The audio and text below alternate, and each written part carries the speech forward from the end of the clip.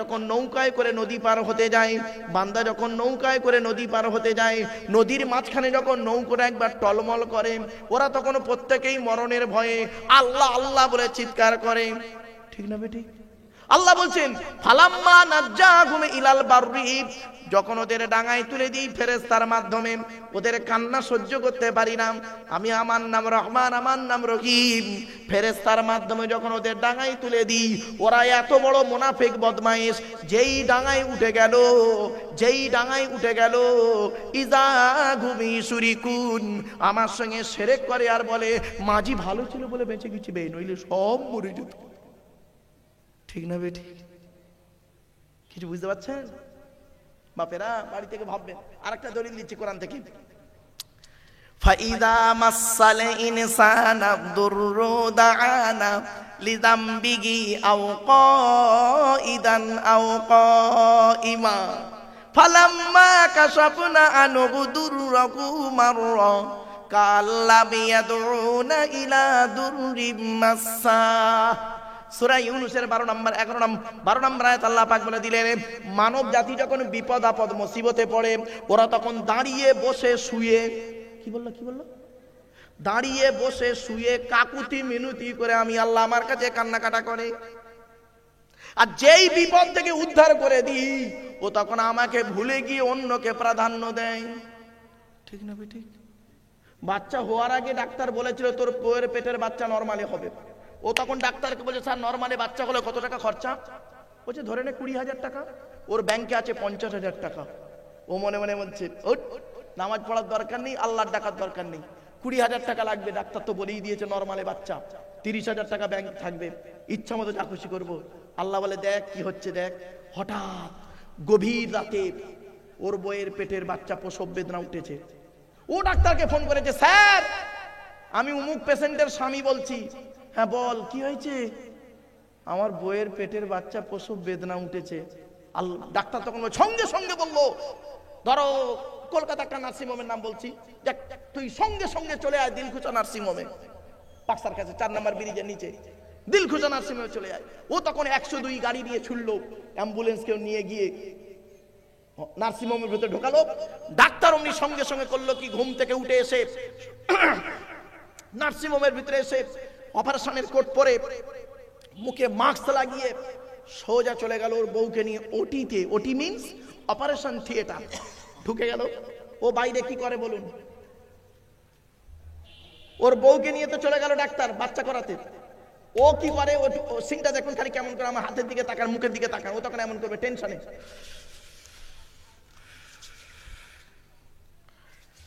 মানে টেনশনে। আল্লাহ ফেরেশতাদের দেখে বলে এই দেখ কেমন টেনশন করছে দেখ। এতদিন আমাকে ডাকেন, ওর বইয়ের পেটের বাচ্চা 9 মাস ছিল, একদিনও ডাকেন। ওই ডাক্তার বলেছে নরমালে হবে, ব্যাস। এবারে কিছুক্ষণ পরে ডাক্তার বেরিয়ে বলছে, ও তখন ডাক্তারকে গিয়ে বলছে স্যার আমার ডাক্তার বলছে দাঁড়া, তোর বইয়ের খবর কি? মানে টেনশনে ওর মুখের ভাষাও জড়িয়ে যাচ্ছে। তো ডাক্তার কি বলছে জানেন? তোকে বলেছিলাম নরমালে হবে, এখন যা পজিশন, ঠ্যাংটা উপরের দিকে, মাথাটা পেটের উল্টো দিকে ঘুরে গেছে, এই মুহূর্তে ওর একটা অপারেশন করতে হবে আর বাচ্চা সিজারই করতে হবে। ও তখন শুনলো, শুনে বলছে স্যার সিজারে বাচ্চা হলে টোটাল কত টাকা খরচা? ডাক্তার বলে ধরে নে মোটামুটি 1.5 লাখ টাকা। কত কত কত? আচ্ছা ওর ব্যাংকে আছে কত? এবার আল্লাহ ডাকছে রব্বানা জালামনা আনফুসানা, হুজুর পীর সাহেব মনি সাহেব তোমরা দোয়া করো। দেখলেন আল্লাহ বলে কি রে এতদিন তো ডাকিসনি। এবার কি হচ্ছে দেখুন। এবার ডাক্তারের পায়ে জড়িয়ে ধরছে। ডাক্তার বলছে দাঁড়া দাদা দাদা পায়ে ধরিস নি, দাঁড়া, তোর বাড়ি পারগাতি না, আর আমার বাড়ি জলঘাটা। ওই তোর বাপ আর আমি একসঙ্গে পড়াশোনা করতাম, তা তোর বাপ চাষ করতে গেল আর আমি ডাক্তারি পড়তে গেলাম। যা কাঁদিস নি, দাঁড়া, তুই এক কাজ কর, তুই তোর আল্লাহকে ডাক, আমি আবার একবার চেষ্টা করে দেখি। আবার ডাক্তার গেছে। ও এবার বাইরে হরদম আল্লাহর ডাকতে খালি মান্নত করে, দেখবে খালি মান্নত করছে মনে মনে, আল্লাহ আমার বউ বাচ্চা বেঁচে গেলে মসজিদে 100 বস্তা সিমেন্ট দেবো, 2 কুইন্টাল রড দেবো। আল্লাহ খালি ফেরেশতাদের বলছে দেখ কি করছে, খালি দেখ আদবের সন্তানটা, ওর সিনটা খালি দেখ। এবার হয়ে গেল ভোর 4টের সময়, এবার নেতিয়ে পড়েছে। ডাক্তার বেরিয়েছে, একদম গম্ভীর জবাবে, যেই বেরিয়েছে না ও তখন ও ভেবেছে আমার বউ মরে গেছে। ডাক্তারকে সুসুর করে গিয়ে বলছে, স্যার। তখন ডাক্তার বলছে, মুখ থেকে মাস্কটা খুলে বলছে, তোর কপাল খুব ভালো জানিস, তোর বইয়ের পেটের বাচ্চা নরমালে হয়েছে আর বেটা ছেলে হয়েছে। সঙ্গে সঙ্গে শুনে কি বললো জানেন? স্যার আপনি ছিলেন বলে আমার বউ বাচ্চা বেঁচে গেছে, নইলে মরেই যেত স্যার। কিছু বুঝতে পারলেন না? বুঝতে পারেননি? দেখেছেন আল্লাহ কোরআনে বলছে এই হলো আদম সন্তানের অভ্যাস। চলুন এগিয়ে যাচ্ছি। দোয়া কবুল হওয়ার 5টা শর্ত বলেছিলাম, মনে আছে না? ভুলে গেছেন? হ্যাঁ, সেখান থেকে বলতে গিয়ে চলে এসেছিলাম কি, মসজিদ কমিটি হয়ে গেছে। মসজিদ কমিটি হতে গেলে কটা গুণ থাকতে হবে বলেছি? 1 নাম্বার 100% ঈমান আনতে হবে আল্লাহর উপরে।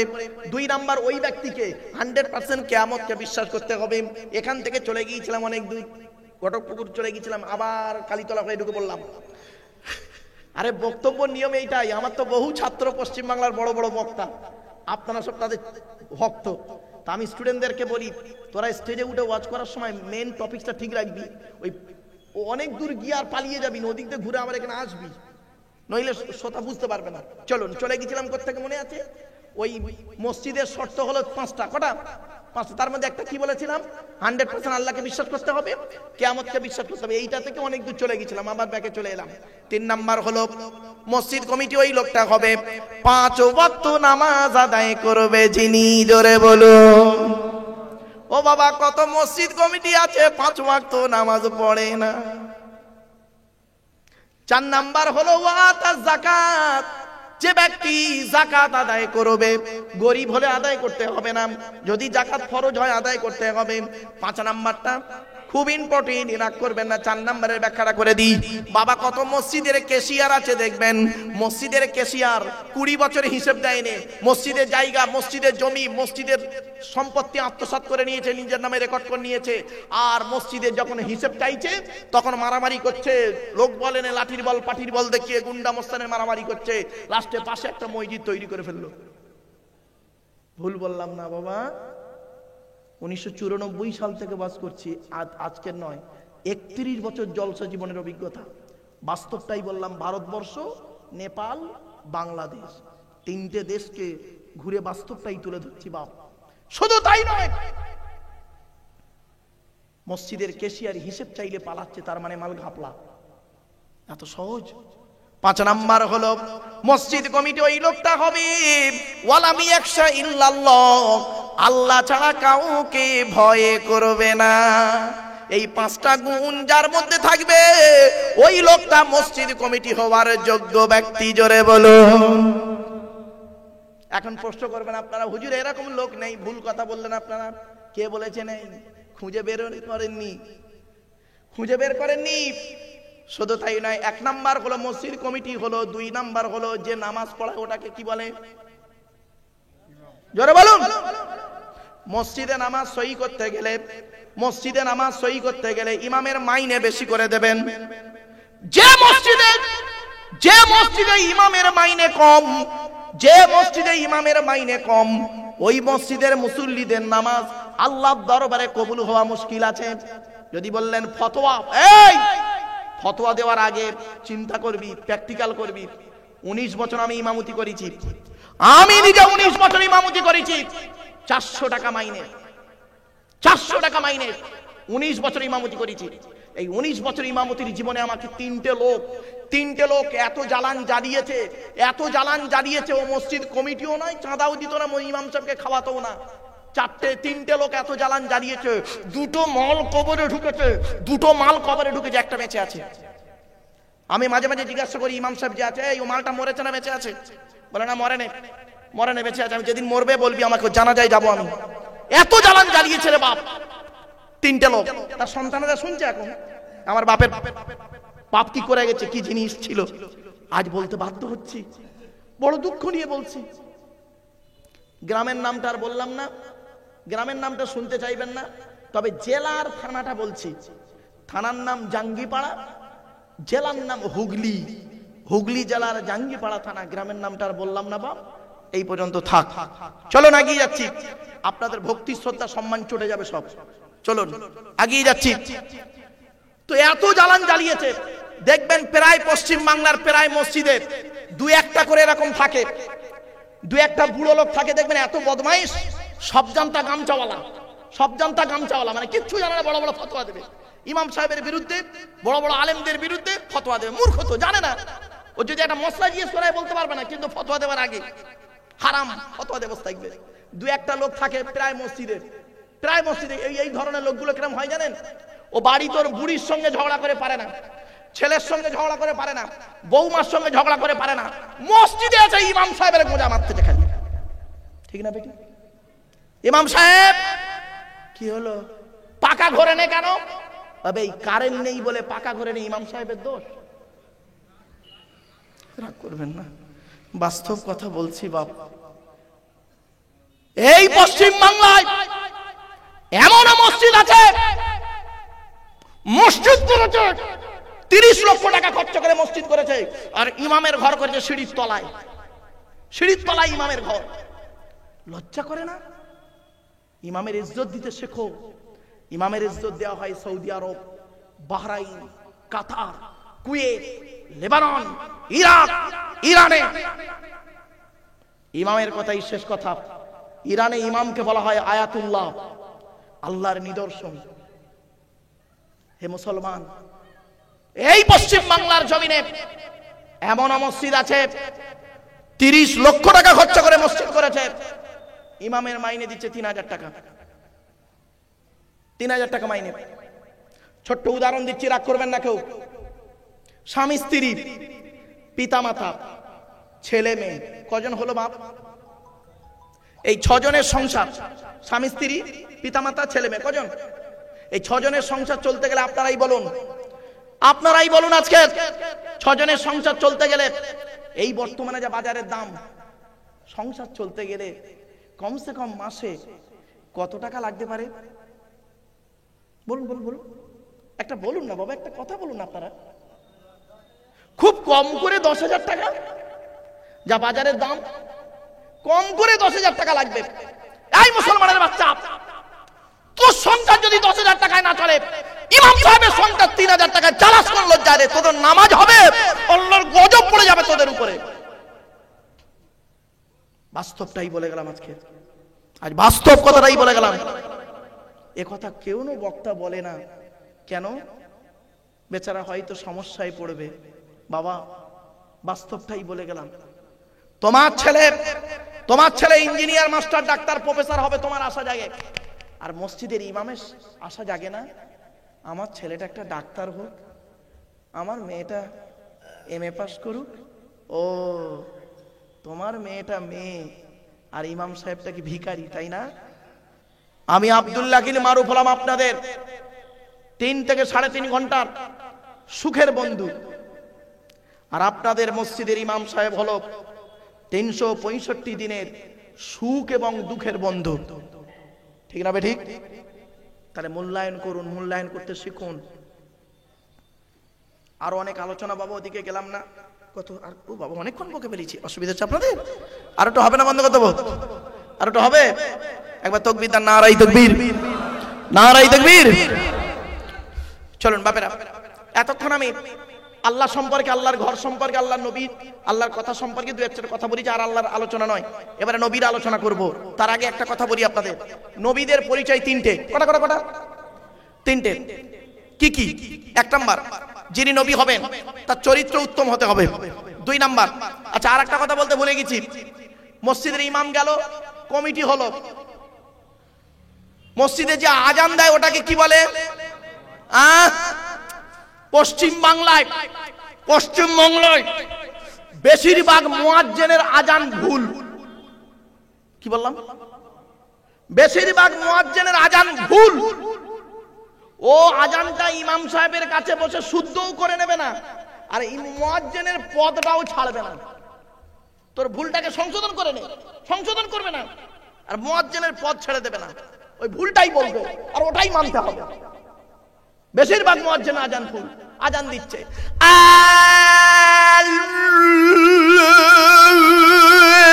আকবার। বেয়াদব কোথাকারে,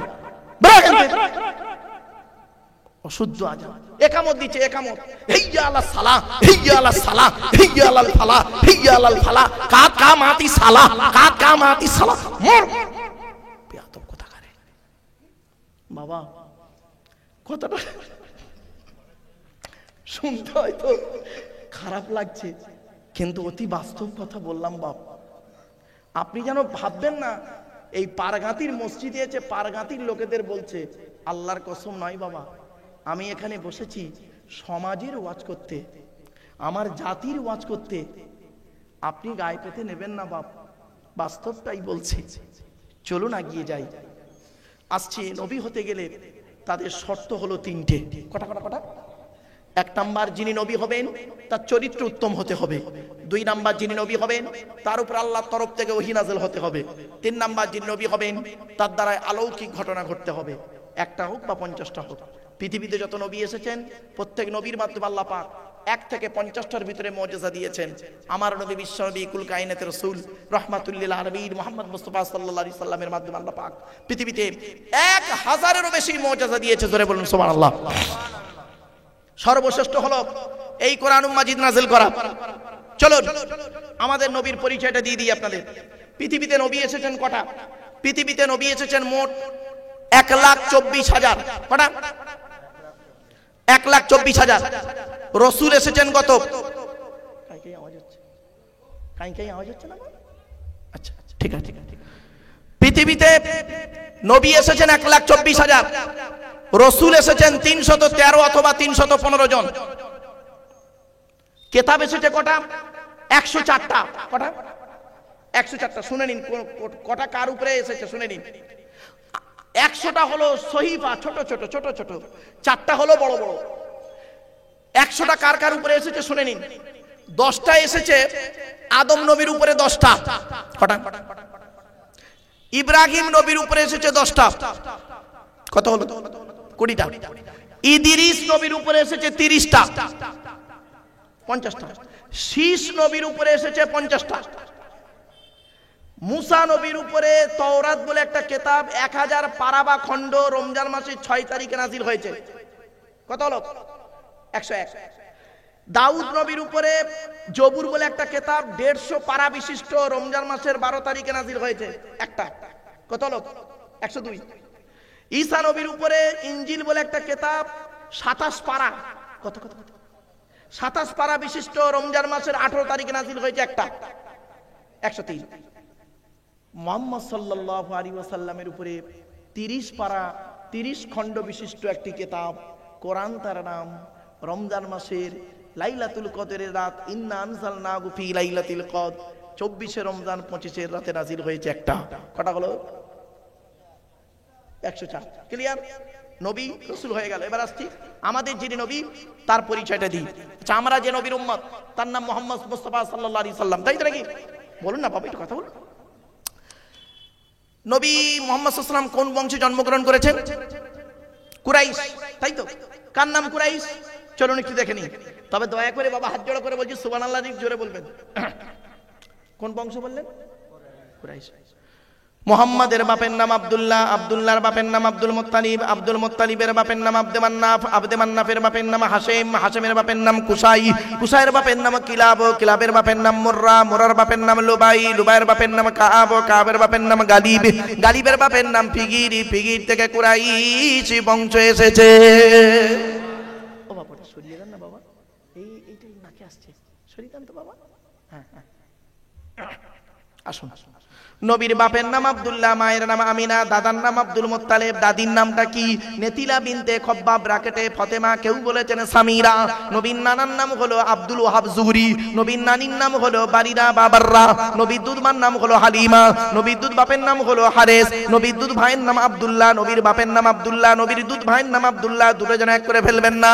নবীর জন্ম 570 খ্রিস্টাব্দে, ইংরেজি কি মাস ছিল? 29শে আগস্ট, আরবি মাস ছিল রবিউল আউয়াল মাস, 12 তারিখ মতান্তরে 9 তারিখ সোমবার শবে সাদেকের সময় আরবের মক্কা নগরী কুরাইশ বংশে নবীর জন্ম। নবীর বাপেরা হলো 10 ভাই, নবীর মায়েরা হলো 19 বোন। নবীর 9টা চাচা, 18টা খালা, 6টা ফুফু, 7টা ছেলে মেয়ে। আপনি তো নবীর কিছুই জানেন না। আমার বাবা শুনে যান, অসুবিধা হচ্ছে না? চলেন। নবীর 9টা চাচার নাম কি? বড় চাচার নাম হলো হারেস। কি বললাম? হারেস, জুবায়ের, মুকাইয়িব, ফাইদাক, জাইদাক, আবুল আহাব, হামজা, আব্বাস, আবু তালেব। নবীর বাপ হলো আব্দুল্লাহ। নবীর 7টা ছেলে মেয়ে, 3টে পুত্র সন্তান, 4টে কন্যা সন্তান। 3টে পুত্র সন্তানের নাম কি? বড় ছেলেটার নাম হলো কাসেম, এই জন্য নবীর একটা নাম হলো আবুল কাসেম, কাসেমের বাপ। তারপরে সন্তানের নাম হলো তাহের বা তৈয়েব। ছোট ছেলেটার নাম হলো ইব্রাহিম, যেটা মারিয়া কিপ্তিয়ার গর্ভে এসেছিল। এবার আসছি 4টে কন্যা সন্তানের নাম কি? বড় মেয়েটার নাম হলো জাইনাব, রুকাইয়া, উম্মে কুলসুম। ছোট মেয়েটার নাম হলো ফাতেমা, যার সঙ্গে নবীজি আলীর বিবাহ দিয়েছিলেন। ঠিক না বেটি? হযরত আলী রাদিয়াল্লাহু তাআলা আনহু কেন নবী জামাই করতে গেলেন? আলী রাদিয়াল্লাহু তাআলা আনহুকে কেন নবী জামাই করতে গেলেন? শুনে নিন, হযরত আলী রাদিয়াল্লাহু তাআলা আনহুর ভিতরে আল্লাহ পাক অনেক গুণ দান করেছিলেন। তার মধ্যে দুটো বলে দিচ্ছি, শুনে নিন। এখান থেকে শিক্ষা নিয়ে নিন, কোন মেয়েকে বৌমা করবেন আর কোন ছেলেকে জামাই করবেন। খালি একলা বাপের একটা ছেলে ছুটতে যাবেন না, আর কোটিপতি পয়সাওয়ালা দেখলেই জামাই করতে যাবেন না। বাবা, সব একলা বাপের একটা ছেলে ভালো নয়। আর খালি একলা বাপের একটা মেয়ে দেখে বৌমা করতে যেও না, সাদা চামড়া দেখে বৌমা করতে যেও না। বাবা, সব সাদা চামড়ার মেয়ে আর সব একলা বাপের একটা মেয়ে ভালোই হয় না। শুনে নিন, ছেলেদের কটা গুণ দেখবেন কমসে কম। কোন ছেলেকে জামাই করবেন যে ছেলের মধ্যে 2টা গুণ পাবে? যে ছেলের মধ্যে 2টো গুণ পাবে ওই ছেলেকে জামাই করবে। কোন মেয়েকে বৌমা করবেন? এই কোরআনে আল্লাহ জানিয়ে দিয়েছে যে মেয়ের মধ্যে 6টা গুণ পাবে। তা আগে কোনটা বলবো, ছেলেদের না মেয়েদের? বাপ, ছেলেদেরটা হোক আগে নাকি? ছেলেদের কটা গুণ বলেছি? 2টো। কি কি? 1 নাম্বার দেখবেন, ছেলেটি সৎ ছেলে কিনা খবর নেবে। কি বললাম বাবা? সৎ। আচ্ছা, সৎ শব্দের ব্যাখ্যাটা আমি প্রথমেই করেছিলাম, মনে পড়ছে কি? প্রথমে অনেক তখন ঘুমাচ্ছিলেন, অনেকে তো অন্যদিকে মন করেছিলেন। আমি তো স্টেজে উঠেই তো চিৎকার চেঁচামেচি করি না, টুকটুক টুকটুক করে কথা বলি। তারপরে দেখি পরিবেশ যদি ভালো হয় তখন আমি আলোচনায় শুরু করি, নইলে ওখানেই শেষ করে দিই। তো যাক, আমার কপাল খুব ভালো, এতগুলো মানুষ যে আপনারা বসে আছেন, কোরআনের আলোচনা শুনছেন, হাদিসের আলোচনা শুনছেন, এজন্য আমি আপনাদের অন্তরে অন্তঃস্থল থেকে মোবারকবাদ জানাই। আমার বাপেরা একটু ধৈর্য সহকারে একটু শুনুন। চলো, 1 নাম্বার, ছেলেটি সৎ ছেলে কিনা খবর নেবে।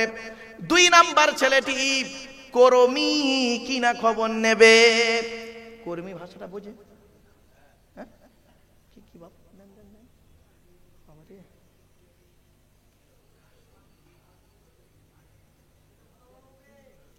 আমার বাপেরা শুনুন, বলে দিচ্ছি। কর্মী কিনা খবর নেবেন। কুড়ে ছেলেকে খবরদার জামাই করবেন না। বাপের কি আছে ও সব দেখে জামাই করতে যাবেন না, ছেলেটা মেহনত করে কিনা দেখবেন। এবার আসছি, মেয়েদের কটা গুণ দেখে বৌমা করবেন। কোরআনে আছে মুসলিমাতিন, কটা গুণ বলেছি? মুসলিমাতিন, মুমিনাতিন, কানিতাতিন, তাইবাতিন, আবিদাতিন, সাইহাতিন, সাইয়্যিবাতিন ওয়া আবকারা। 28 নম্বর পারার 19 নম্বর পৃষ্ঠার 11 নম্বর লাইন, সূরার নাম সূরা তাহরিমের 5 নম্বর আয়াত। 1 নাম্বার খবর নিয়ে দেখবেন মেয়েটি মুসলমান কিনা খবর নেবেন। 2 নাম্বার হলো মুমিনাতিন, মেয়েটা বিশ্বাসী মেয়ে কিনা খবর নেবেন। 3 নাম্বারটা খুব ইম্পর্টেন্ট, কানিতাতিন, আনুগত্যশীলা মেয়ে কিনা খবর নেবেন। দূর থেকে খবর নিয়ে দেখবেন ওই মেয়েটি ওর বাপ আর মাকে ভক্তি শ্রদ্ধা করে কিনা খবর নেবেন। দূর থেকে খবর নিয়ে সঠিক তথ্য যদি পেয়ে যান মেয়েটি ওর বাপ আর মাকে ভক্তি শ্রদ্ধা করে না, ও যত সুন্দরী মেয়ে হোক আর যত লেখাপড়া করা মেয়ে হোক আর যত বড় পীর সাহেব, মুফতি সাহেব, আমির সাহেব, দরবেশ সাহেবের মেয়ে হোক আর যত শিক্ষিতা মেয়ে হোক, খবরদার ওই মেয়েকে জীবনে কোনোদিন বৌমা করতে যাবেন না। ও ওর নিজের বাম্মাকে ভক্তি শ্রদ্ধা করে না, তোমার বাম্মার প্রতি সহজে এক থালা ভাত দিতে চাইবে না। বেশিরভাগ মেয়ের সংসার নষ্ট হয় মেয়ের মায়ের কান ভাঙানিতে। ঠিক না? ঠিক। যে মেয়ের মা যত বেশি চালাক, যে মেয়ের মা যত বেশি চালাক, ওই মেয়ের কপালে তত তাড়াতাড়ি তলাক।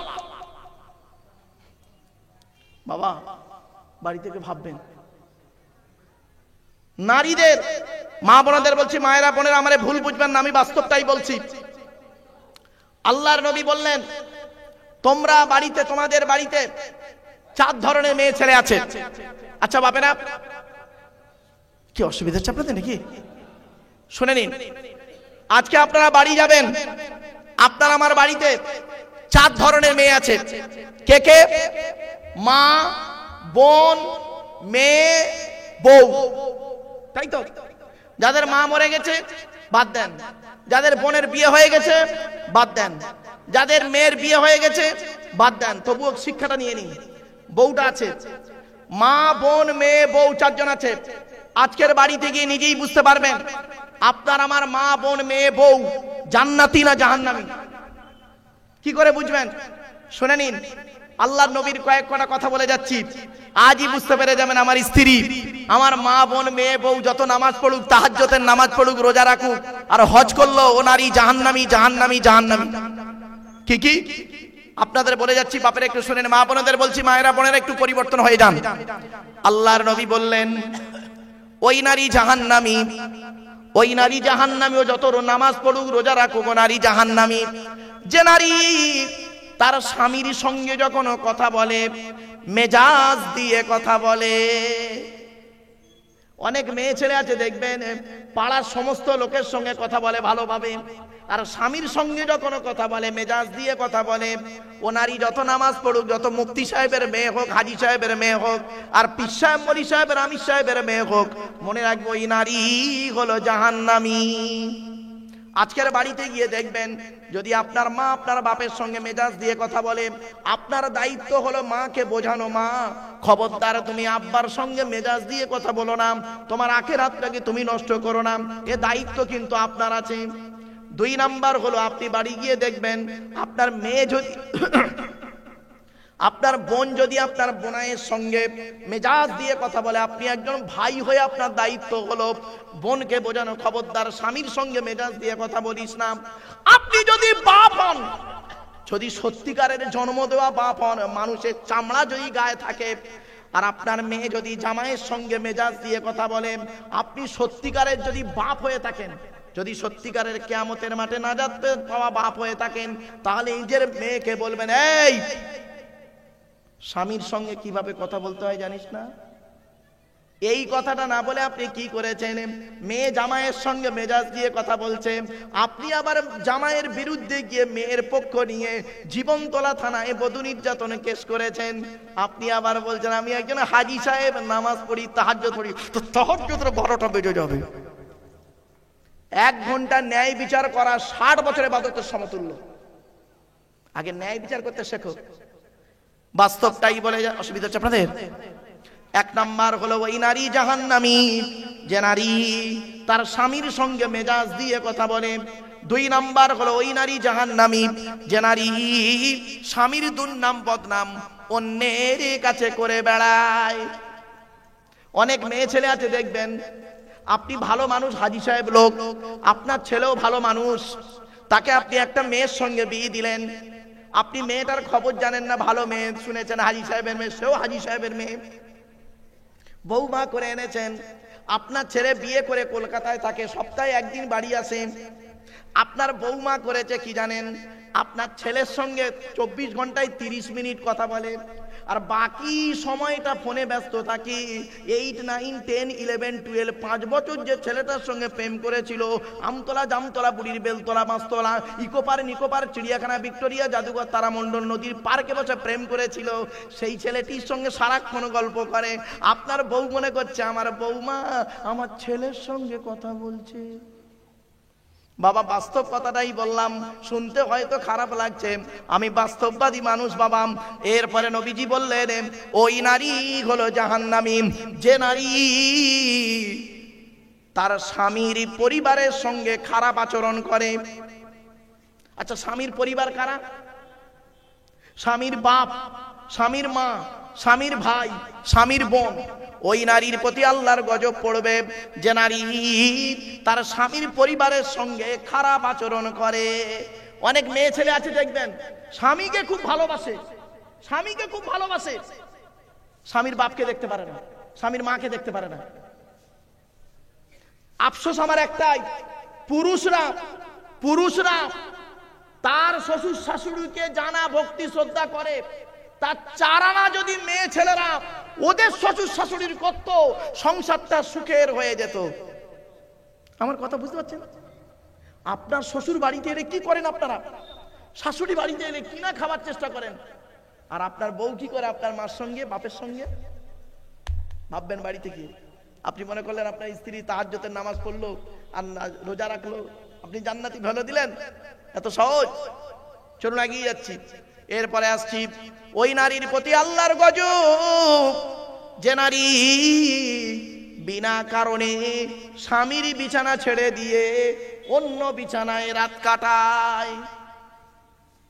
আবার বলছি শুনে নিন, মা বোনেরা, খবরদার মায়েরা বোনেদের অনুরোধ করে বলে যাচ্ছি, আপনারা স্বামীর বিছানা ছেড়ে দিয়ে কোনোদিন অন্য বিছানায় রাত কাটাবেন না। রাসূল বলেছেন কোন নারী যদি বিনা কারণে স্বামীর বিছানা ছেড়ে দিয়ে অন্য বিছানায় রাত কাটায় আর স্বামী যদি সারা রাত কষ্টে থাকে, ওই নারীর ইবাদত বন্দেগী তো কবুল হবেই না, উপরন্তু আল্লাহর ফেরেশতারা সারা রাত ওই মেয়েটির জন্য অভিশাপ করতে থাকবে।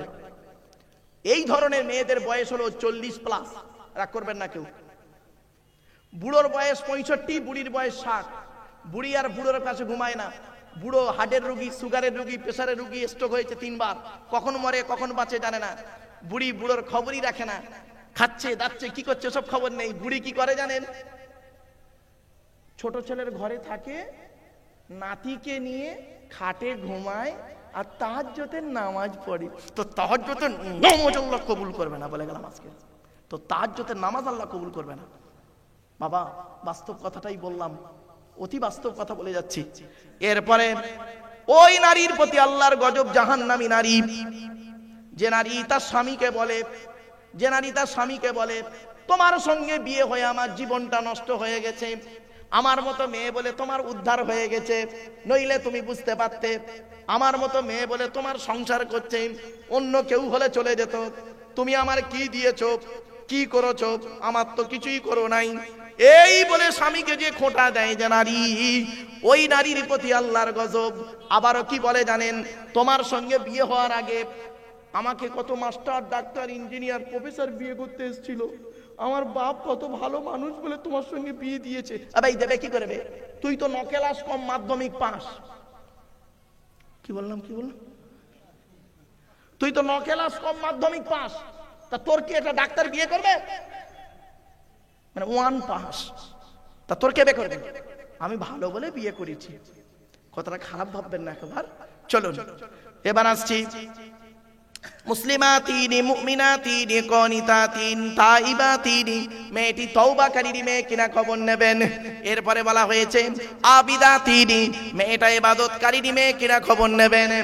শেষে বলা হয়েছে সাইহাতিনি আইসাইমাতিনি, রোজাদার মেয়ে কিনা খবর নেবে।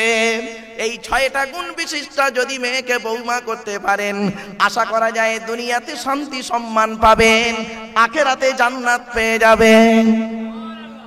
আমরা বাংলায় একটা কথা বলি কি জানেন? সংসার সুখে হয়, এটা খবরদার বলবেন না, শুনবেন? ঠিক আছে, আপনার সংসার সুখের হয় কি করে দেখবো? আপনার বউ খুব আল্লাহওয়ালা, আপনি মদখোর। আপনার বউ খুব আল্লাহওয়ালা, আপনি তেড়েল মদখোর। দেখি আপনার সংসারে সুখ হয় কি করে দেখবো। আর আপনার বউ, আপনি খুব আল্লাহওয়ালা, আপনার বউ পরকিয়া করে। পরকিয়া বুঝেন? পরকিয়া করে, দেখি আপনার সংসারে সুখের হয় কি করে। ও বাবা, সংসার সুখে হয় রমণীর গুণে নয়, সংসার সুখে হয় দুজনের গুণে। কি বললাম? উভয়কে ভালো হতে হবে। শুধু স্ত্রী ভালো হবে আর বউ খারাপ, এই স্বামী খারাপ হবে চলবে না। স্বামীদেরও দায়িত্ব আছে, স্বামীদেরও দায়িত্ব আছে। চলুন দেখি আল্লাহর নবী স্বামীদের সম্পর্কে বললেন, এই স্বামীরা তোমরা তোমাদের স্ত্রীদের জীবনে কমসে কম কিছু শিক্ষা দান করিও। এক নাম্বার হলো আসসালামু ক্বাবলাল কালাম, স্বামী স্ত্রীরা কোনো কথাবার্তা বলবে একে অপরকে সালাম দেওয়া নেওয়া করবে, আল্লাহর রহমত মহব্বত ভালোবাসা আল্লাহ বাড়িয়ে দেবে। বউকে কোনোদিন সালাম দিয়েছেন? না। শালিকে সালাম দিচ্ছে, শালিকে, আরো দাদার শালিকে ঘন ঘন মোবাইলে মিস কল, তোর মোবাইল বাস্ট করবে।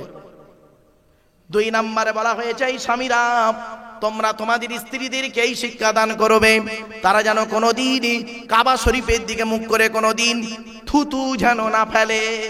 ও নিজে পান তেরেঙ্গা খৈনি গুটকা শান্তি অশান্তি বিমল খেয়ে কোন দিকে থুতু বলে তার কোনো ঠিক নাই, বউকে বলতেছে। এরপরে বলা হয়েছে এই স্বামীরা তোমরা তোমাদের স্ত্রীদেরকে এই শিক্ষা দান করবে তারা যেন কোনোদিন কাবা শরীফের দিকে মুখ করে কোনোদিন পেশাব পায়খানা যেন না ফেরে। ও নিজে রাস্তার ধারে দাঁড়িয়ে কোন দিকে মুখ করে পেশাব করে তার কোনো ঠিক নেই, আর বউকে হেদায়েতের কথা বলছে। এরপরে বলা হলো তুমি তোমার স্ত্রীদেরকে, এই স্বামীরা তোমরা তোমাদের স্ত্রীদেরকে এই শিক্ষা দান করবে তারা যেন কোনোদিন কাবা শরীফের পেছন ফিরে যেন পেশাব পায়খানা যেন না ফেরে। তারপরে বলা হয়েছে এই স্বামীরা তোমরা তোমাদের স্ত্রীদেরকে এই শিক্ষা দেবে তারা যেন কোনোদিন গোসলখানায় বাথরুমে গোসলখানায় তারা যেন কোনোদিন পেশাব যেন না ফেরে। তারপরে বলা হয়েছে তোমরা তোমাদের স্ত্রীদেরকে এই শিক্ষা দান করবে তারা যেন কোনোদিন গোসলখানায় উলুঙ্গ অবস্থায় গোসল যেন না করে।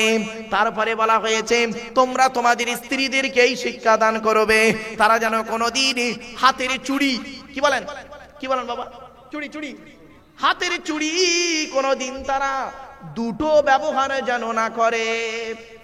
আমার মা বোনরা শুনে নিন, আল্লাহ রাসূল বলেছেন এই হাদিসটি নবী যখন বললেন, নবীর বাম পাশে হযরত উমর রাদিয়াল্লাহু তাআলা আনহু বসেছিলেন, উঠে দাঁড়িয়ে বললেন ইয়া রাসূলুল্লাহ আমার স্ত্রী যদি এক হাতে দুই বা দুইয়ের বেশি বালা পরে ওর ক্ষতিটাই কি? আল্লাহর নবী বলেন উমর তোমার স্ত্রী যদি এক হাতে দুই বা দুইয়ের বেশি বালা পরে চুড়ি পরে, স্ত্রীর চুড়ির ঝুনঝুনি আওয়াজটা পরপুরুষের জন্য হলো হারাম।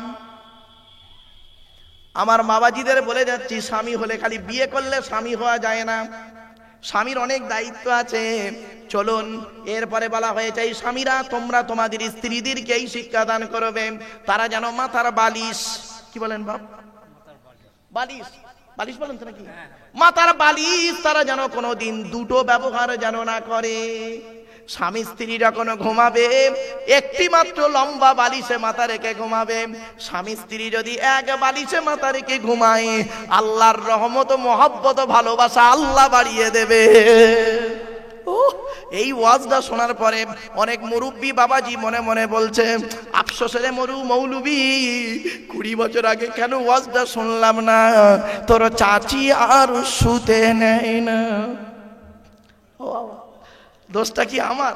আমার বাপের তো দোষ, আমার বাপ বে করতে দেরি করেছিল। চলো বাবা রাগ করো না, চলো এরপরে আচ্ছা চলুন আল্লাহ নবী তার মেয়ে ফাতেমাকে হযরত আলী রাদিয়াল্লাহু তাআলা আনহুর সঙ্গে বিয়ে দিলেন। তো নবীজি আলীর সঙ্গে ফাতেমাকে বিয়ে দিলেন, তাহলে নবীজি হলেন একদিকে শ্বশুর, তাই তো নাকি? আর নবীজি আবার আবু বকরের কন্যাকে বিয়ে করেছেন, নবী আবার একদিকে জামাই, তাই তো? এখানে আমরা যারা বসে আছি একদিকে জামাই হয়েছে একদিকে শ্বশুর হয়েছে, ঠিক না বেটি? চলুন নবীজিও ছিলেন জামাই আর নবীজিও ছিলেন শ্বশুর, আর আমরাও জামাই আমরাও শ্বশুর। চলুন দেখি একটু পার্থক্য করি, অসুবিধা আছে আপনাদের? চলুন আপনি আপনার মেয়ের বিয়ে দিয়েছিলেন, কি কি দিয়েছিলেন, কি কি বলে স্বামীর বাড়ি পাঠিয়েছিলেন? নবীজি তার মেয়ে ফাতেমাকে হযরত আলীর সঙ্গে বিয়ে দিলেন, কি কি দিয়েছিলেন, কি কি বলেছিলেন? দয়া করে একটু শুনে যান। আচ্ছা আমাদেরটা আগে বলি, আমরা কি করি মেয়ের বিয়ে দেওয়ার সময়? খাট, গদি, ড্রেসিং টেবিল, আলমারি, খাটের সঙ্গে দুটো ছোট ছোট মাথার বালিশ, বিশাল বড় একটা ঠ্যাং বালিশ, তাই তো? বাহ, এইসব দিক। যাবার সময় মেয়েটি শ্বশুর বাড়ি যাচ্ছেন, যাবার সময় মেয়েটি করছে কি? বরের গাড়িতে ওঠার আগে মেয়েটি করছে কি? মায়ের গলা জড়িয়ে কাঁদছে, তারপরে ভাইয়ের গলা জড়িয়ে, বোনের গলা জড়িয়ে কাঁদছে। গেটের কাছে বাপ দাঁড়িয়ে ছিল, ঘাড়ে গামছা দিয়ে, পায়ে জুতো নেই। মেয়ের যার কন্যা দায় বড় দায়, বাপের গলা জড়িয়ে বাপ মেয়েটি কাঁদছিল। কাঁদতে কাঁদতে বাপ কি বলে দেখবেন? কাঁদিস নি মা, কাঁদিস নি, কাল সকাল সকাল আমরা যাচ্ছি। তুই সকালবেলা কি করবি বে? তোর এইটা সান্ত্বনা? চলুন নবীজি কি বলেছিলেন দেখি। নবীজি তার কলিজার টুকরা মা ফাতেমাকে হযরত আলী রাদিয়াল্লাহু তাআলা আনহুর সঙ্গে বিবাহ দিলেন। কি কি দিয়েছিলেন? একটা খেজুর পাতার চাটাই, একটা গম ভাঙানো জাতা, একটা পানির কলসি, একটা কম্বল, দুটো জামা, একটি মাত্র চামড়ার বালিশ। কটা? একটা চামড়ার বালিশ। আল্লাহর নবী দুটো চামড়ার বালিশ দিলে দিতে পারতেন। আল্লাহ রাসূল জানেন আমার কলিজার টুকরা ফাতেমা আর আলী এক বালিশে মাথা রেখে ঘুমাবে, স্বামী স্ত্রীর মহব্বত ভালোবাসা আল্লাহ বাড়িয়ে দেবে। চলুন, আপনি আপনার মেয়েকে কি বলে পাঠালেন স্বামীর বাড়িতে? কাঁদিসনি মা, কাঁদিসনি, আমরা কাল সকাল সকাল যাচ্ছি, এই বলে বিদায় দিলেন। আর নবীজি তার মেয়েকে কি বলেছিলেন শুনে নিন। পারগাতির মা বোনরা একটু শুনুন দয়া করে, আর আপনারা এখান থেকে প্র্যাকটিস করে নেবেন। নবীজি ফাতেমা এসেছেন মা রাসূলুল্লাহর কাছে। আব্বা জান, আজ আমি স্বামীর বাড়ি যাচ্ছি। মা তো পৃথিবীতে বেঁচে নাই, খাদিজা ইন্তেকাল করেছেন। আপনি আমার মা, আপনি আমার বাপ। আজ আমি স্বামীর বাড়ি যাচ্ছি, আপনি আমাকে কিছু উপদেশ দিন। নবীজি কি বলেছিল জানেন? শুনলে চমকে যাবেন। নবীজি বলেছিলেন শুনে নিন। ফাতেমা, আলীকে দ্বিতীয়বার ডাকতে যেন না হয়। সুবহানাল্লাহ বলা গেল না? কি বললো? আলীকে দ্বিতীয়বার ডাকতে যেন না হয়। তার মানে কি? এক ডাকে সাড়া দেবে, এক ডাকে সাড়া দেবে। মা ফাতেমা বললেন আব্বাজান, ইনশাআল্লাহ আমি আপনার কথাটাকে মেনে চলবো। ব্যাস, একদিনের একটা ছোট্ট ঘটনা 1 মিনিটের মধ্যে বলে দিচ্ছি, শুনেন, তাও 1 মিনিটও লাগবে না। আল্লাহর নবী সাহাবী হযরত আলী রাদিয়াল্লাহু তাআলা আনহু রাসূলুল্লাহর দরবার থেকে বাড়ি ফিরেছে। রাত হয়ে গেছে, অনেকটা রাত হয়ে গেছে। হযরত আলী রাদিয়াল্লাহু তাআলা আনহু আসছে, রাস্তায় আস্তে আস্তে চিন্তা করছে, ইস ছি ছি ছি, রাসূলুল্লাহর দরবার থেকে প্রতিদিন সকাল সকাল বাড়ি যাই, আর আজকে একটু রাত হয়ে গেল। ফাতেমা জেগে আছে কি ঘুমিয়ে পড়েছে, কষ্ট হয়ে যাবে, চিন্তা করছে লজ্জিত ভাবে বেচারা। আস্তে আস্তে এসছে, এসে ফাতেমার ঘরের দরজায় সে বালা বালা বালা থাকে তো, সে বালা নাড়া দিয়ে খালি একটু বলেছে আস্তে করে, ফাতেমা। একবার ডেকেছে, মা ফাতেমা সঙ্গে সঙ্গে লাব্বাইক বলে দরজা খুলে দিয়েছে।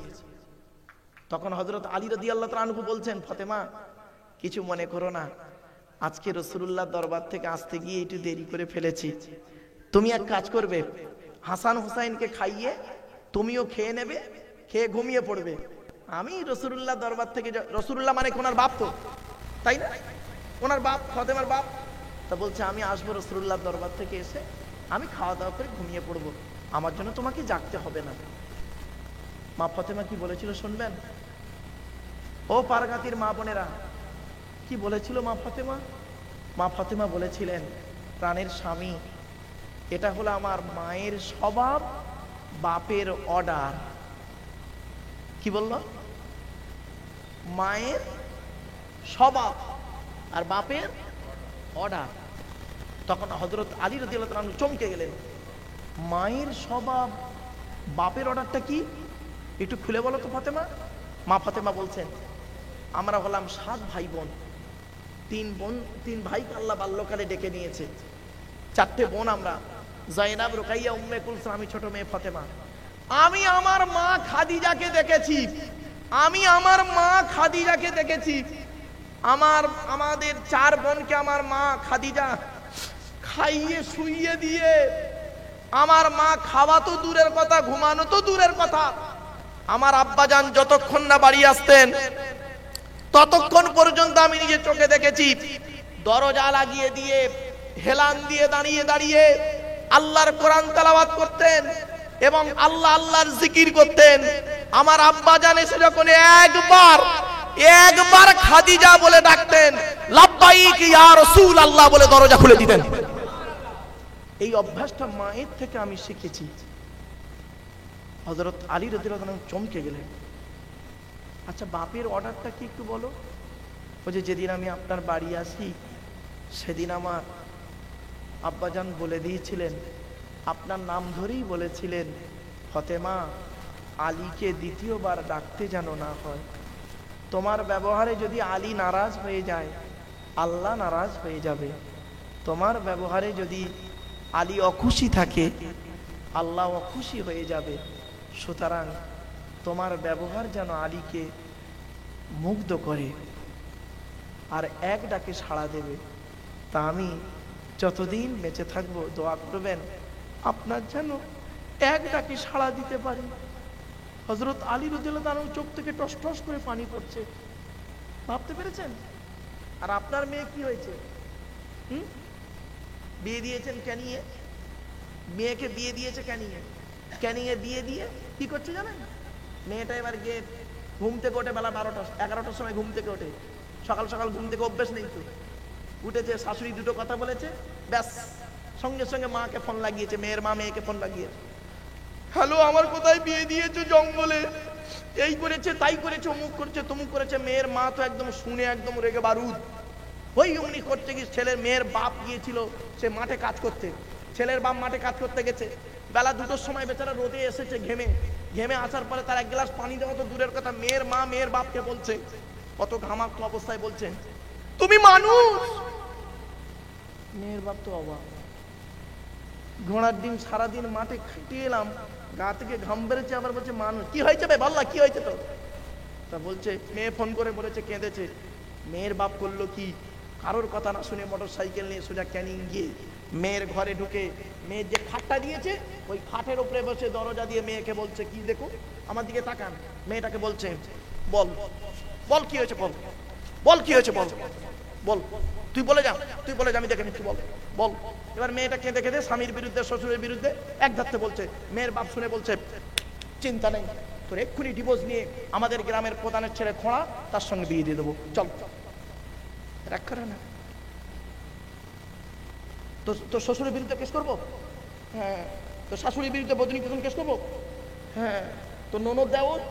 হ্যাঁ। তোর স্বামীর বিরুদ্ধে করবো? না, ওনার করতে হবে না। কেন? ওইটা কথাগুলো শুনতে না বাবা কেমন কেমন লাগছে, বাস্তব চিত্রটাকে তুলে ধরছে আপনাদের সামনে। আমারে ভুল বুঝবেন না বাপ, আমি বাস্তব কথাটাই বলে গেলাম আপনাদের। আরো অনেক কথা আমার পরবর্তী বক্তা যারা হযরত মাওলানা আব্দুল্লাহ জুবাইর সাহেব, যোগ্য মানুষ, যোগ্য আলেম, সুন্দর আলোচনা রাখবেন, সুরলি কণ্ঠে, গলার ইলহানও আল্লাহ তার দিয়েছে, ছোট ভাইয়ের মতো তাকে ভালোবাসি, সুন্দর বক্তা, তিনি আলোচনা করবেন। তারপরে আসেন মাওলানা আবু সাইদ সাহেব, যোগ্য আলেম, যোগ্য মানুষ। তারপরে আর একজন মাওলানা সাহেব আছেন, যোগ্য আলেম, যোগ্য বক্তা। বাবা আমি হতভাগা, আপনাদের কাছে এই কয়েক কটা কথা বললাম, খারাপ নেবেন না বাপ, হয়তো আবেগের বশবর্তী হয়ে একটু গরম গরম কথা বলে আপনাদের একটু রেগে কথা বলেছি, আমাকে ক্ষমার চোখে দেখবেন। তবে যাবার সময় একটা অনুরোধ আপনাদেরকে করব, আচ্ছা বাপেরা বলুন তো দেখি, এতগুলো মানুষ আপনারা বসে আছেন, দাঁড়িয়ে আছেন, সত্যি কথা বলবেন, মিথ্যা বলবেন না বাপ, দয়া করে। আল্লাহর ঘরের সামনে বসে দয়া করে একটু হাতটা তুলবেন, কাদের বাপ মারা গেছে অথবা মা মারা গেছে অথবা বাম্মা দুজনে মারা গেছে, একটু হাত তুলুন না, লজ্জা করবেন না বাপ। হাত নামান নামান। বাবা আমিও আপনাদের মতো একজন পিতামাতা হারা সন্তান। 2019 সালের অক্টোবর মাসের 3 তারিখ শুক্রবার 5:30টার সময় আমি আমার বাপকে হারিয়েছি। 2023 সালে জুন মাসের 28 তারিখ বৃহস্পতিবার বগরা ঈদের দিন বেলা 11:30টার সময় আমি আমার মাকে হারিয়েছি। আমি আমার বাপের জানাজা, মায়ের জানাজা, কাফন মানে কবরে শুইয়েছি আমি। এই পৃথিবীর জমিনে আমার মরা বাম্মা মুখটা শেষ, পৃথিবীর শেষ মানুষ যে দেখেছিল সেটা হলাম আমি। আমার পরে আর পৃথিবীর কোনো মানুষ আমার মরা বাম্মার মুখ দেখেনি, কারণ আমি কবরে মাথার দিকে নেমেছিলাম, শরীয়ত সম্মত মুখটা করে দিয়ে কাপড়টা দেখে শেষবারে দোয়া বলে আমি মুখ কাপড়টা বন্ধ করেছিলাম। আমার পরে আর পৃথিবীর কোনো মানুষ আমার মরা বাম্মার মুখ দেখতে পায়নি। বন্ধুরা আপনারা বলুন তো দেখি, আমরা আমাদের মরা বাম্মার মাটি দিয়ে আসার পর থেকে আজ পর্যন্ত পৃথিবীর কোনো নারী পুরুষকে অন্তর থেকে আব্বা বা মা বলে ডাকতে আপনারা পেরেছেন? পারেনি। শ্বশুর কোনোদিন বাপ হতে পারে না, শাশুড়ি কোনোদিন মা হতে পারে না। মনে রাখবেন, শ্বশুর তোমার বাপ হয়েছে 20 বছর পরে তার মেয়ে দেবার কারণে, শাশুড়ি তোমার মা হয়েছে 20 বছর পরে তার মেয়ে দেবার কারণে। তোমার মা হয়েছে পেটে আসা থেকে মা হয়েছে, তোমার বাপ হয়েছে তুমি যেদিন মায়ের পেটে এসেছিলে সেই দিন থেকে। মনে রেখো, বাচ্চা যখন মায়ের পেটের ভিতরে লাথি মারে, মায়ের পেটের ভিতরে যখন লাথি মারে বাচ্চা, মা তখন আনন্দে হেসে ফেলে। আর ওই বাচ্চা যখন পৃথিবীর মুখ থেকে বড় হয়ে কারোর কথা শুনে মার গায়ে লাথি মারে, মায়ের চোখ ফেটে পানি পড়ে। একই লাথি, একটা ছিল পেটের ভেতরে লাথি, একটা ছিল পেটের বাইরে লাথি। এক লাথিতে মা হেসে ফেলেছিল, আর এক লাথিতে মা চোখের পানি ফেলে দিল। পার্থক্য এটাই, ভেতরে আর বাইরে। বাপেরা বাড়ি থেকে ভাববেন, আল্লাহ নবীর কাছে একজন সাহাবী এসেছিলেন, সাহাবীটির নাম হলো আমর জামুহ রাদিয়াল্লাহু তাআলা আনহু, এলাকার সবথেকে কোটিপতি মানুষ। উনি এসে বলছেন, ইয়া রাসূলুল্লাহ, আল্লাহ আমার অর্থ দিয়েছে, টাকা পয়সা কোথায় ব্যয় করলে আল্লাহ খুশি হবে, যদি একটু বলে দিতেন। চুপ করে বসে আছেন, এমত অবস্থায় আল্লাহ পাক এই আয়াতটা নাযিল করলো ওনাকে কেন্দ্র করে, ইয়াসআলুনাকা মাযা ইউনফিকুন কুল মা আনফাকতুম মিন খায়রিন ফালিল ওয়ালিদাইনি ওয়াল আকরাবিন। 2 নম্বর পারার 12 নম্বর পৃষ্ঠা 13 নম্বর লাইন, সূরার নাম সূরা বাকারা। নবী তোমাকে ওরা প্রশ্ন করছে টাকা পয়সা কোথায় ব্যয় করলে আল্লাহ খুশি হবে। কুল মা আনফাকতুম মিন খায়রিন ফালিল ওয়ালিদাইনি ওয়াল আকরাবিন। তোমরা তোমাদের বুড়ো বুড়ি বাম্মার পিছনে যত টাকা পয়সা ব্যয় করবে আল্লাহ খুশি হয়ে যাবে। এজন্য বাপ চলে গেছে, মা চলে গেছে, ভাই চলে গেছে, বোন চলে গেছে, দাদা দাদি, নানা নানি, খালা খালু, ফুপা ফুপু, মামা মামি, শ্বশুর শাশুড়ি চলে গেছে। তাদের রুহে মাগফিরাতের জন্য এমন কোন বাবাজি আছেন, সন্তান আছেন, এমন কোন মা বোন আছেন, বাবাজি আছেন, আল্লাহর ঘরের জন্য সে ব্যক্তি দান করবে, বেশি নয় 10,000 টাকা চেয়েছি। একজন ব্যক্তি দেবে 10,000 টাকা বাপের নামে, মায়ের নামে, দাদা দাদি, নানা নানি, খালা খালু, ফুফা ফুফু, মামা মামি, শ্বশুর শাশুড়ির নামে 10,000 টাকা চেয়েছি। একজন ব্যক্তি দেবেন বাপ, আল্লাহর ঘরে দেবেন। মান বানা মসজিদান বানাল্লাহু লাহু বাইতান ফিল জান্নাহ।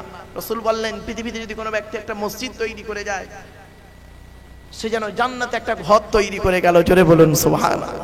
তো আমার বাপেরা, একজন ব্যক্তি আছেন, দয়া করে একটু দেবেন 10,000 টাকা, আল্লাহর ঘর মেরামত হচ্ছে বাবা, 10,000 টাকা চেয়েছি।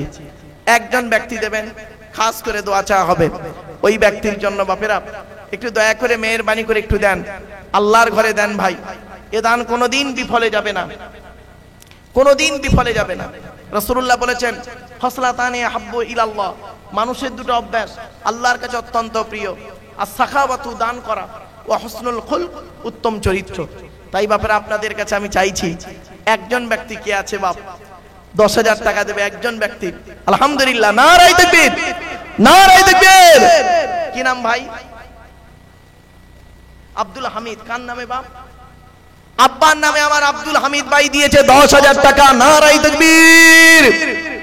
আমার বাপেরা, 1 নাম্বার ব্যক্তি হলো, ও বাবা দ্বিতীয় ব্যক্তি কে আছে? বাপের নামে, মায়ের নামে, দাদা দাদি। অনেকক্ষণ বকে বেরিয়েছি বাপ, 3 ঘন্টা হয়ে গেছে বাপ। তো এই আর একটুখানি খালি মসজিদের জন্য কালেকশন, মসজিদের জলসা। তাই বাপেরা, আল্লাহর ঘরের জন্য একটু ভিক্ষা চাইছি আপনাদের কাছে। দ্বিতীয় নাম্বার ব্যক্তি কে আছে বাপ? একটু আল্লাহর রাস্তায় দেন না, আল্লাহর ঘরে। একজন ব্যক্তি দেবে, একজন ব্যক্তি আল্লাহর ঘরে দেবেন। আল্লাহ পাক কোরআনে বলেছেন, আল্লাযীনা ইনফিকুনা আমওয়ালাকুম বিল-লাইলি ওয়ান-নাহার সিররান ওয়া আলানিয়াতান ফালাহুম আজরুহুম ইনদা রাব্বিহিম ওয়া লা খাউফুন আলাইহিম ওয়া লা হুম ইয়াহজানুন।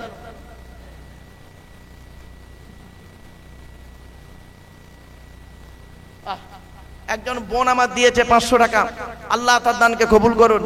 মা বোনেদের বলি, মায়েরা বোনেরা, আল্লাহ রাসূল বলেছেন, সালাসু দাওয়াতির মুস্তাজাবাতিন লা শাক্কা ফিহি, 3 ব্যক্তির দোয়া আল্লাহর দরবারে কবুল হয়, কোনো মিস যায় না। 1 নাম্বার হলো দাওয়াতুল মাজলুম, অত্যাচারকৃত মানুষের দোয়া। কোন স্বামী যদি তার স্ত্রীর উপরে অন্যায়ভাবে অত্যাচার করে, আর স্ত্রী যদি স্বামীর উপরে অন্যায়ভাবে অত্যাচার করেন, ওই স্বামী স্ত্রী যদি বলে, আল্লাহ আমি অন্যায় করিনি, আমার স্বামী আমার উপরে নির্মমভাবে অত্যাচার করছে, আমার স্ত্রী আমার উপরে নির্মমভাবে অত্যাচার করছে, আল্লাহ তুমি এর বিচার করো।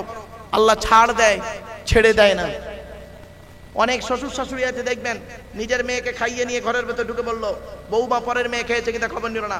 শাশুড়ি মায়েরা রাগ করবেন না মা, আপনি বৌমা পরের মেয়েকে যদি আপন করতে না পারেন, আল্লাহ আপনারও মেয়ে দিয়েছে, লোকের বাড়ি বৌমা হয়ে যাবে, আল্লাহ তরফ থেকে গজব পড়বে, বলতে আর হবে না। অনেক ননদ আছে দেখবেন ভাইয়ের কানে কামড়াচ্ছে যাতে ভাই ভাবিকে মারে, এই ধান্দা করে। ও যুবতী বোনেরা শুনে নাও, ঘুটে পড়ে গোবর হাসে, ঘুটে বলে তোর একদিন আছে।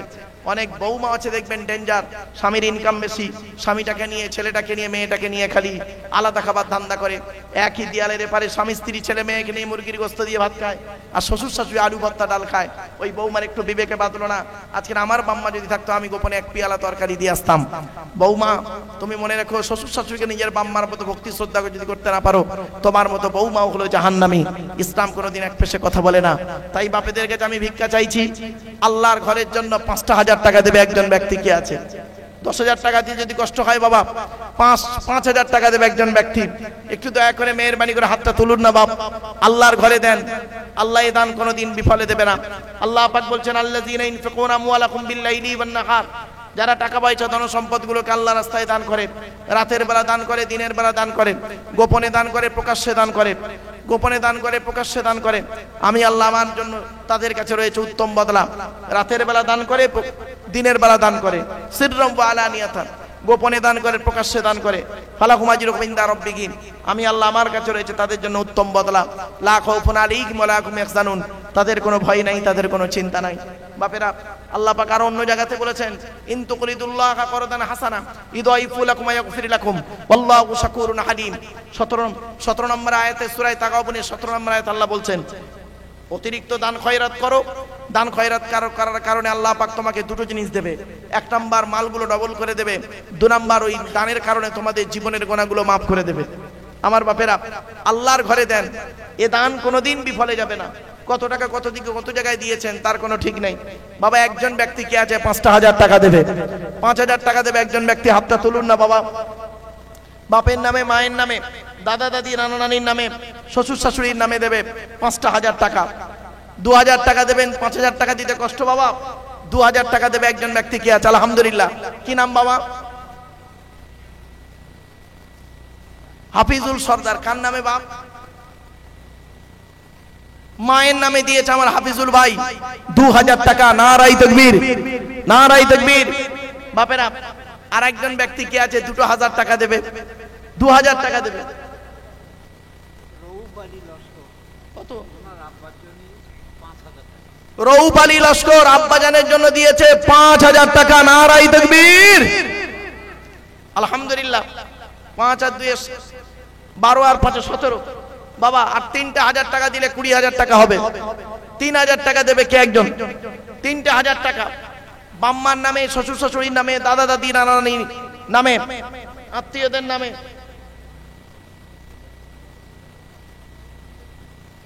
আমার বাপেরা একটু দয়া করে মেহেরবানি করে দেন না, আল্লাহ আপনাদের দানকে কবুল করবেন। 3,000 টাকা, কোরআনের 30টা পারা আছে, 3,000 টাকা চেয়েছি। 17 আর 3 20,000 টাকা হবে। একজন ব্যক্তি কে আছে বাপ, বাপের নামে, মায়ের নামে, দাদা দাদির নামে 3,000 টাকা দান করবে।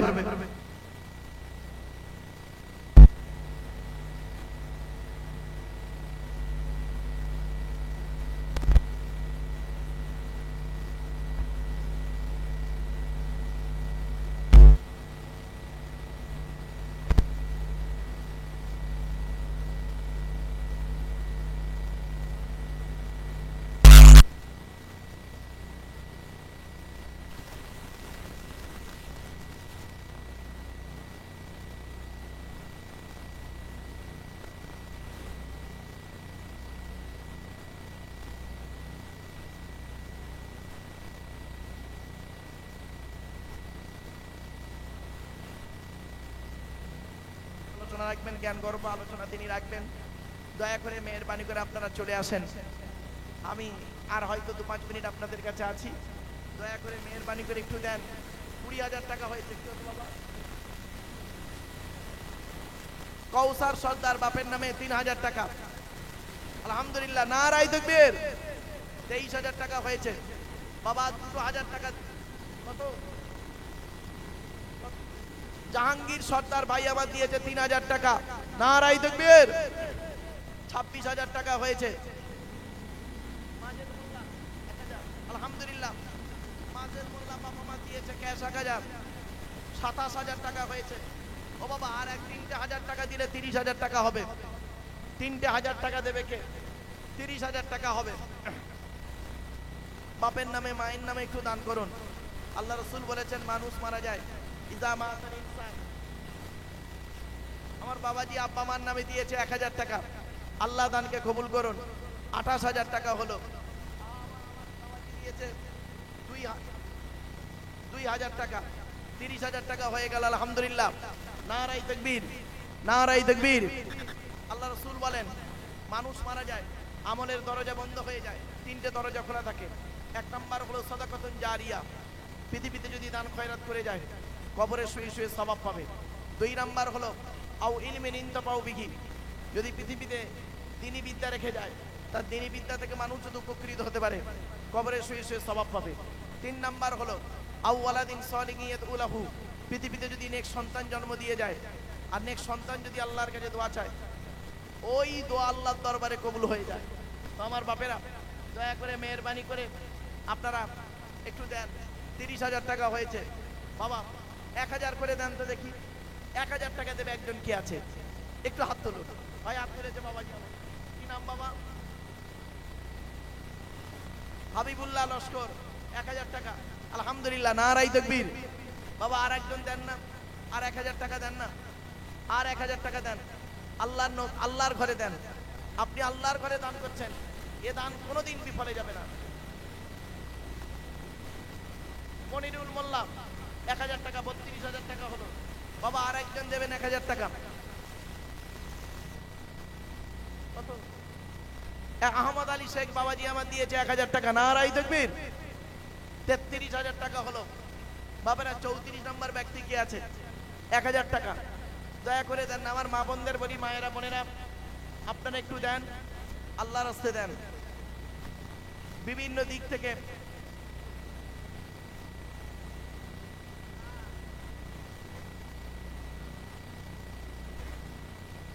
এসার আলী লস্কর 1000 টাকা বাবাজি আমার দিয়েছে, আল্লাহ তার দানকে কবুল করুন।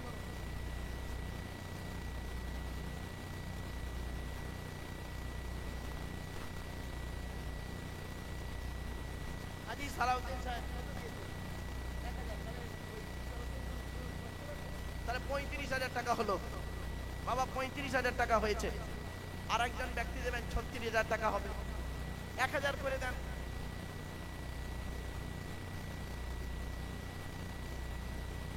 আব্দুর রহিম শেখ বাবা মা দিয়েছে 1000 টাকা, 36,000 টাকা হয়েছে।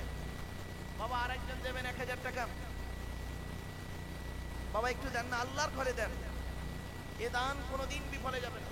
আল্লাহ পাক বলছেন মাসালুল্লাযীনা ইনফাকুনা আমওয়ালাহুম ফি সাবিলিল্লাহ কামাসালি হাববাতিন আনবাতাত সাবআ সানাবিলা ফি কুল্লি সুমবুলাতিন মিয়াতু হাব্বা। আলহামদুলিল্লাহ। কত হলো? 35, 36 হলো নাকি? বাবা আর একজনকে দেবে 37,000 টাকা হবে। 1,000 টাকা দেন না বাবা। 37,000 টাকা হবে, 1,000 টাকা দেন। আল্লাহর ঘরে দান করেন, আল্লাহর ঘরে দান করেন, এর ফল আপনি পাবেন। আল্লাহর ওয়াদা, রাসূল করিম সাল্লাল্লাহু আলাইহি সাল্লাম তিনি বলেছেন, আর দান করলে জীবনের গুনাহ মাফ হয়। অনেক বালা মুসিবত থেকে আল্লাহ আপনাকে হেফাজত করবে। তাই আমি আপনাদের কাছে করজোড়ে নিবেদন করছি। দীর্ঘক্ষণ আলোচনা করলাম, অনেকক্ষণ আলোচনা হয়ে গেছে গো বাবা। তো আপনাদের কাছে আমি, আমার পরবর্তী 3 জন বক্তা রয়েছেন, বাংলার যোগ্যতম আলেমে দ্বীন, তারা সব আছেন, তারা জ্ঞান গর্ব বক্তব্য রাখবেন। বাপেরা 36,000 টাকা হয়েছে, আর 1,000 টাকা দেবেন, 37,000 টাকা হবে। 1,000 টাকা একটু দেন না বাবা, আল্লাহর ঘরে দান করুন। বাপের নামে, মায়ের নামে, দাদা দাদি, নানা নানি, খালা খালু, ফুফা ফুফু, মামা মামি, শ্বশুর শাশুড়ি নামে দান করুন। আল্লাহ রাসূলের কাছে একজন ব্যক্তি এসেছিলেন,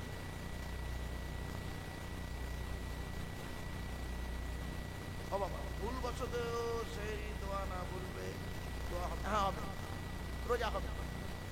বুঝতে পারছেন, অন্তরের নিয়তটা বড় নিয়ত। যদি দোয়া না বলে হবে, যদি ভুলবশত হয়ে যায়।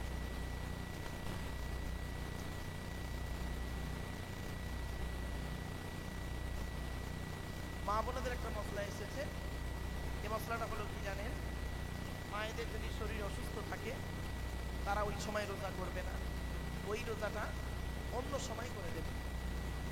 এই জন্য নামাজ এবং রোজা কারোর জন্য মাপ নেই, বিশেষ ব্যক্তি বিশেষ কারণ ছাড়া। মাথায় রাখুন। নগদ 500 টাকা দিয়েছে এক ভাই, 36.5 হলো। আর আগে একজন দিয়েছিল 500 টাকা, একজন মেয়ে ছিল, 37 হয়েছে। বাপেরা 37,000 টাকা হয়েছে। আর 3,000 টাকা দিলে 40,000 হবে। দয়া করে মেহরবানি করে 3জন ব্যক্তি দেন না 1,000 করে। 3জন ব্যক্তি আল্লাহর করে দেন 1,000 করে, 3জন 3,000 টাকা। আমি আপনাদের কাছে আল্লাহর হস্তে আপনাদের কাছে আমি অনুরোধ করছি, দেখেন দান যারা করবে তারা সঙ্গে সঙ্গে হাত তুলে দিয়ে যায়। অনেক আবার দেরি করে, বাবা 500 টাকা করে দেন। 6জন ব্যক্তি 500 টাকা করে দেন না বাবা, একটু হাত তুলুন না। 6জন ব্যক্তি 500 টাকা, 500 টাকা দেন। 1,000 টাকা দিতে কষ্ট হলে। কি নাম বাবা? ইসাক মোল্লা, 1,000 টাকা। আলহামদুলিল্লাহ 38,000 টাকা হয়েছে। বাবা একটু দেন, আল্লাহর ঘরে দেন।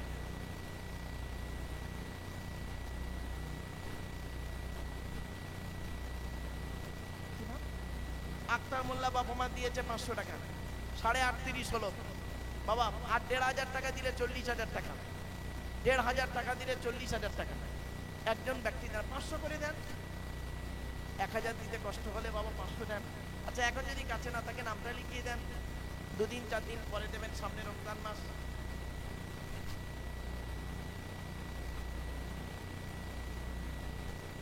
সাইফুদ্দিন সর্দার কমিটির সদস্য ভাই আমার 5,000 দিয়েছে মায়ের নামে।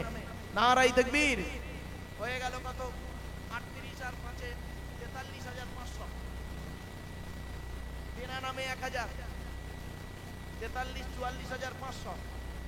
আলহামদুলিল্লাহ। এই বাবাজি আসছে 44,500। ভাই আমার আব্বার নামে দিয়েছেন 500 টাকা। গনি মোল্লা তার নামে দিয়েছেন 45। আর একজন বাচ্চা দিল 500 টাকা, 45.5 হলো। বাপের আর 500 টাকা দিলে 46,000 টাকা হবে। একটু দয়া করে মেহরবানি করে দেন। এ দান কোনোদিন বিফলে যাবে না। আল্লাহর হস্তে আপনারা আল্লাহর ঘরে দান করুন। আল্লাহ রসুলের কাছে একজন সাহাবী এসে বললেন, ইয়া রাসূলুল্লাহ, যুদ্ধের ময়দানে গেছিলাম, এসে দেখছি মা মারা গেছে, এখন আমি কি করতে পারি? নবীজি বললেন, তুমি তোমার মায়ের জন্য দুটো কাজ করো। 1 নম্বর তার রুহে মাগফিরাতের দোয়া দাও, আর 2 নম্বর হলো তার জন্য দান খয়রাত করো। তোমার মা কবরে শুয়ে শুয়ে সওয়াব। আমার বাপেরা, আপনার মা মারা গেছে, বাপ মারা গেছে, আমরা তাদের জন্য রুহে মাগফিরাতের দোয়া চাই, আর 2 নম্বর তার জন্য দান খয়রাত করবো। তাই বাপেদেরকে আমি অনুরোধ করছি, একটু দয়া করে মেহরবানি করে দেন। দয়া করে একটু হাতটা বাড়ান, দানের হাতটা বাড়ান। 500 টাকা দেন বাবা, একজন 500 টাকা দেন না। আল্লাহর রাস্তায় একটু হাতটা তুলুন। পরবর্তী বক্তা এখনই এসে যাবে। আমার বাপেরা পরবর্তী বক্তাকে নিয়ে চলে আসেন। এতক্ষণ আমি আপনাদের কাছে দীর্ঘক্ষণ আলোচনা করেছি। আসলে কি জানেন, মানুষ যদি না ওয়াজ শুনতে চায়, দীর্ঘ আলোচনা করা যায়। আর মানুষের সবাই জানেন এখন কষ্ট হয়।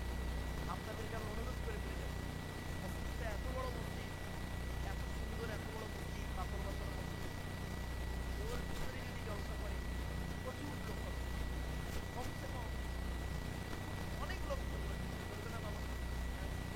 ওর ভিতরে জলসা করতে প্রথম জায়গা হচ্ছে আল্লাহর ঘর, আল্লাহর কথা, আল্লাহর বাণী, আল্লাহর এর থেকে উত্তম জিনিস আর হতে পারে।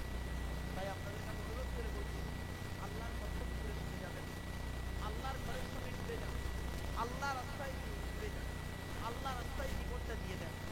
আল্লাহ পাক কোরআনে বলেছেন, বান্দা তুমি পৃথিবীতে যে কদিন বাঁচবে দান খয়রাত করে যাও, ভালো ভালো কাজগুলো করে যাও। ওয়া ইউমিন বিল্লাহি ওয়া ইয়ামাল সালিহান। আল্লাহ পাক বলছেন 100% আল্লাহকে বিশ্বাস করো, ওয়া ইয়ামাল সালিহান, পৃথিবীতে যতদিন বাঁচবে ভালো ভালো কাজগুলো করবে। তাই আপনাদেরকে আমি অনুরোধ করে বলছি বাবা, এতক্ষণ আপনাদের কাছে দীর্ঘক্ষণ আলোচনা করলাম। ভাষাগত দিক থেকে ত্রুটি হলে ক্ষমা করবেন। ভালো থাকুন, সুস্থ থাকুন, মানুষকে ভালোবাসুন, অন্তরে জিলিপির কাজটা ছাড়িয়ে দিন। মানুষের উপকার করতে না পারলে ক্ষতি করতে যাবেন না। নামাজ কারোর জন্য মাপ নাই, বা বিশেষ ব্যক্তি বিশেষ কারণ ছাড়া। রোজা রাখুন, অর্থ থাকলে হজ করুন, যাকাত আদায় করুন, স্ত্রীর হক আদায় করুন, পিতামাতার সেবা যত্ন করুন, ভাই ভাই মিলেমিশে চলুন, প্রতিবেশীর উপকার করুন। আর সামনের দিকের পাটা ফেলুন সাবধানে, পেছন দিক থেকে পাটা তুলবেন সাবধানে। অনুরোধ করে বলে গেছেন, আজকের আপনি বাড়িতে গিয়ে নিজের বিবেককে প্রশ্ন করবেন। নিজেকে যদি প্রশ্ন করে উত্তরটা পেয়ে যান তাহলে খুব ভালো, আলহামদুলিল্লাহ। প্যান্ডেলওয়ালা ভাই দিয়েছে 1000 টাকা, আলহামদুলিল্লাহ। আল্লাহ তার দানকে কবুল করুন, বলুন আল্লাহুম্মা আমিন। আমার বাপেরা, অনুরোধ করে বলে যাচ্ছি, প্যান্ডেলওয়ালা মাইকওয়ালা বিভিন্ন দিক থেকে দিচ্ছে, আপনার আল্লাহ অর্থ দিয়ে চাকরি দিচ্ছেন না। মনে রেখে দিন, আল্লাহ বলে বান্দারে তুই দান করছিস না তো মনে রাখিস এর বদলা কিন্তু আমি কোন দিক থেকে নেবো তুই ভাবতে পারবি না। বাবা, আরে মা অসুস্থ, সন্তানটা ছেলে মায়ের জন্য দিয়েছে 500 টাকা, আল্লাহ তাকে সুস্থতা দান করুন, বলুন আল্লাহুম্মা আমিন। আল্লাহুম্মা ইহদিনা বিফদলিকা ফীমান হাদাইতা ওয়া আফিনা ফীমান আফাইতা ওয়া তাওয়াল্লানা ফীমা তাওয়াল্লাইতা ওয়া বারিক লানা ফীমা আতাইতা ওয়া কিনা শাররা মা কাদাইতা ইন্নাকা তাকদি ওয়া লা ইউকরা আলাইকা ইন্নাহু লা ইয়াযিল্লু মান ওয়ালাইতা ওয়া লা ইয়াইযু মান আদাইতা তাবারাকতা রব্বানা ওয়া তাআলাইতা। اللهم احفظنا من كل بلاء الدنيا وعذاب الآخرة. اللهم اوفقنا على تحب العمل التي ترضاها، اوفقنا على اتباع حبيبك سيد المرسلين، واوفقنا على صيام شهر رمضان المبارك وصلاة التراويح مع تلاوة القرآن. বাপেরা, এতক্ষণ আলোচনা করলাম, ভাষাগত দিক থেকে তিনি হলে ক্ষমা করবেন। পরবর্তী বক্তা এসে গেছে যারা মাওলানা আব্দুল্লাহ জুবায়ের সাহেব। বাপেরা, আল্লাহ ভালো করুক বাবা, আল্লাহর ঘরে দান করেছেন, একবার তাকবীর দেন, নারায়ে তাকবীর, নারায়ে তাকবীর। যারা মাওলানা আব্দুল্লাহ জুবায়ের সাহেব, যারা মাওলানা আব্দুল্লাহ জুবায়ের সাহেব, নারায়ে তাকবীর। দরুদ শরীফ, আল্লাহুম্মা সাল্লি আলা সাইয়্যিদিনা মাওলানা মুহাম্মদ ওয়া আলা আলিহি ওয়া আসহাবিহি ওয়া বারিক ওয়া সাল্লিম। বাপেরা, ভাষাগত দিক থেকে ত্রুটি হলে ক্ষমা করবেন। আসসালামু আলাইকুম।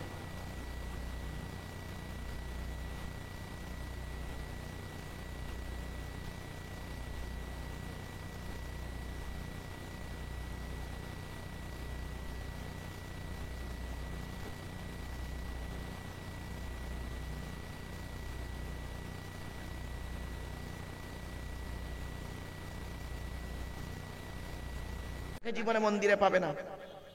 হে খ্রিস্টান, গির্জায় গিয়ে যাকে গড বলে ডাকো, তাকে জীবনে গির্জায় পাবে না। হে মুসলমান, গালে দাড়ি মাথায় টুপি নিয়ে মসজিদে যাকে আল্লাহ আল্লাহ বলে ডাকো, ও আল্লাহকে মসজিদে পাবে তো? চলুন দেখি, 3 ধর্মের মানুষ আমরা সৃষ্টিকর্তা আল্লাহকে খুঁজতে বেরোই। আল্লাহ নিজেই বলছেন, আমাকে খুঁজতে যেতে হবে না তোদের, আমি কোথায় আছি জানিস? এই কোরআনে বলে দিয়েছে আল্লাহ। চলো আয়াতটা পড়ি। ওয়ালাকাদ খালাকনাল ইনসানা ওয়া না'লামু মা তুওয়াসবিসু বিহি নাফসুহু ওয়া নাহনু আকরাবু ইলাইহি মিন হাবলিল ওয়ারিদ।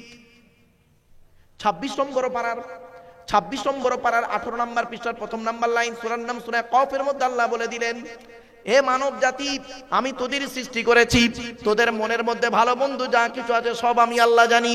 বান্দা কখনোই ভাববি না আমি আল্লাহ অনেক দূরে, না না না, আমি আল্লাহ তোর ঘাড়ের শিরারও নিকটবর্তী। একবার অন্তরস্থল থেকে আমাকে আল্লাহ বলে ডাক দে, আমি আল্লাহ তোরও ডাকে সাড়া দেব।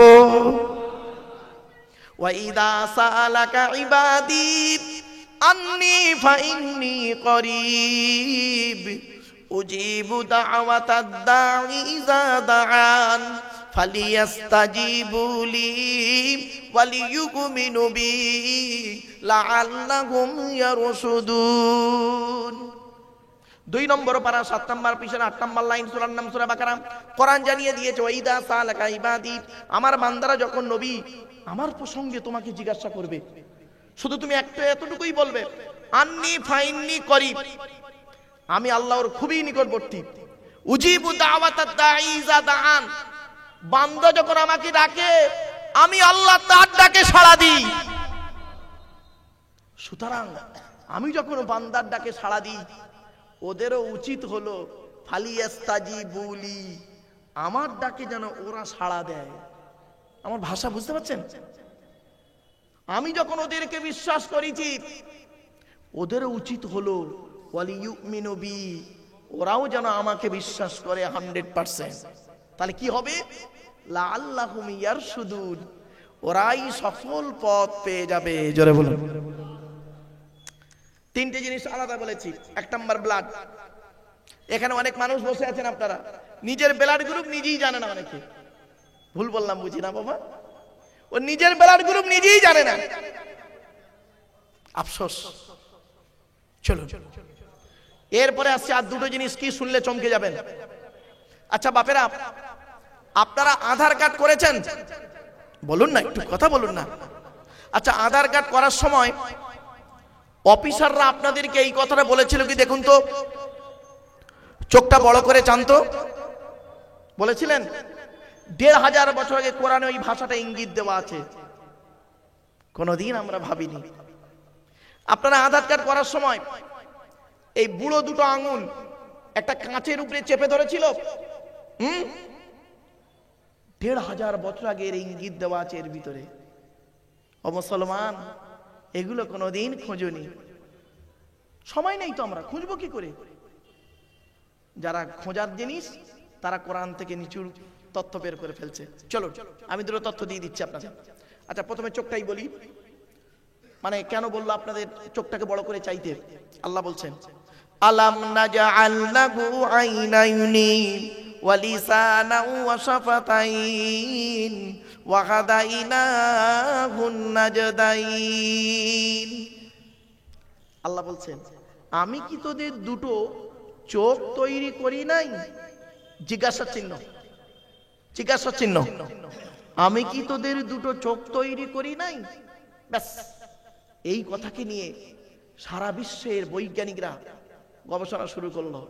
আমেরিকার 10 জন বৈজ্ঞানিক কোরআনের এই আয়াতকে নিয়ে প্রশ্ন ছুড়ে দিল কি, যে সৃষ্টিকর্তা পায়ের নখ থেকে নিয়ে মাথার চুল পর্যন্ত গোটা দেহ তৈরি করলেন, তিনি আবার আলাদা করে কেন বললেন চোখ তৈরি করি নাই?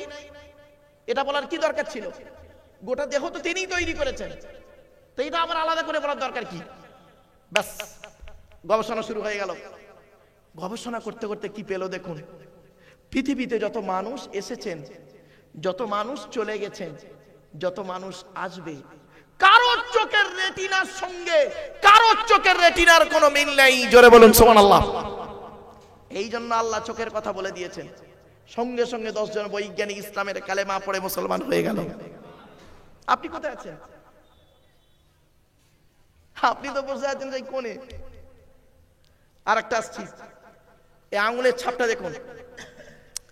আয়াহসাবুল ইনসানু আল্লান নাজমা'a ইওয়ামা বালা কাদিরিনা আলা আন নুসাউবিয়া বানানা। পবিত্র কোরআন 29 নম্বর পারা, সূরার নাম সূরা কিয়ামত, 4-5 নম্বর আয়াতে আল্লাহ বলছেন, তারা কি মনে করে, আল্লাহ বলছেন, মানব জাতি কি মনে করে আমরা মরে গেলে পুড়ে ছাই হয়ে যাব, পচে গলে হাড় হয়ে যাব, পরকালে আল্লাহ আমাদের তুলতে পারবে না? পৃথিবীতে যেমন বুড়া আঙুলের ছাপ যেমন কারোর সঙ্গে কারোর কোনো মিল নেই, কিয়ামতের মাঠে কারোর সঙ্গে কারোর কোনো মিল পাবে না। কোরআনের এই আয়াতকে নিয়ে কে গবেষণা করলো? থাইল্যান্ডে চ্যাং ম্যাং ইউনিভার্সিটি অ্যানাটমি বিভাগের প্রফেসর, বিখ্যাত পণ্ডিত বৈজ্ঞানিক, লোকটার নাম হলো তাথাগাত্তোজে সান। উনি একজন খ্রিস্টান, হিন্দু নন, মুসলমান নন, খ্রিস্টান। উনি কোরআন পড়তে গিয়ে বললেন কোরআনে ভুল আছে। বলল কি ভুল? বলল কোরআনে লেখা আছে বুড়ো আঙুলের ছাপ নাকি কারোর সঙ্গে কারোর কোনো মিল নেই। কি আশ্চর্য কথা! আমি কোরআনের ভুল বের করে শুনবো। উনি করলেন কি, 1000 মানুষের বুড়ো আঙুলের ছাপ নিলেন।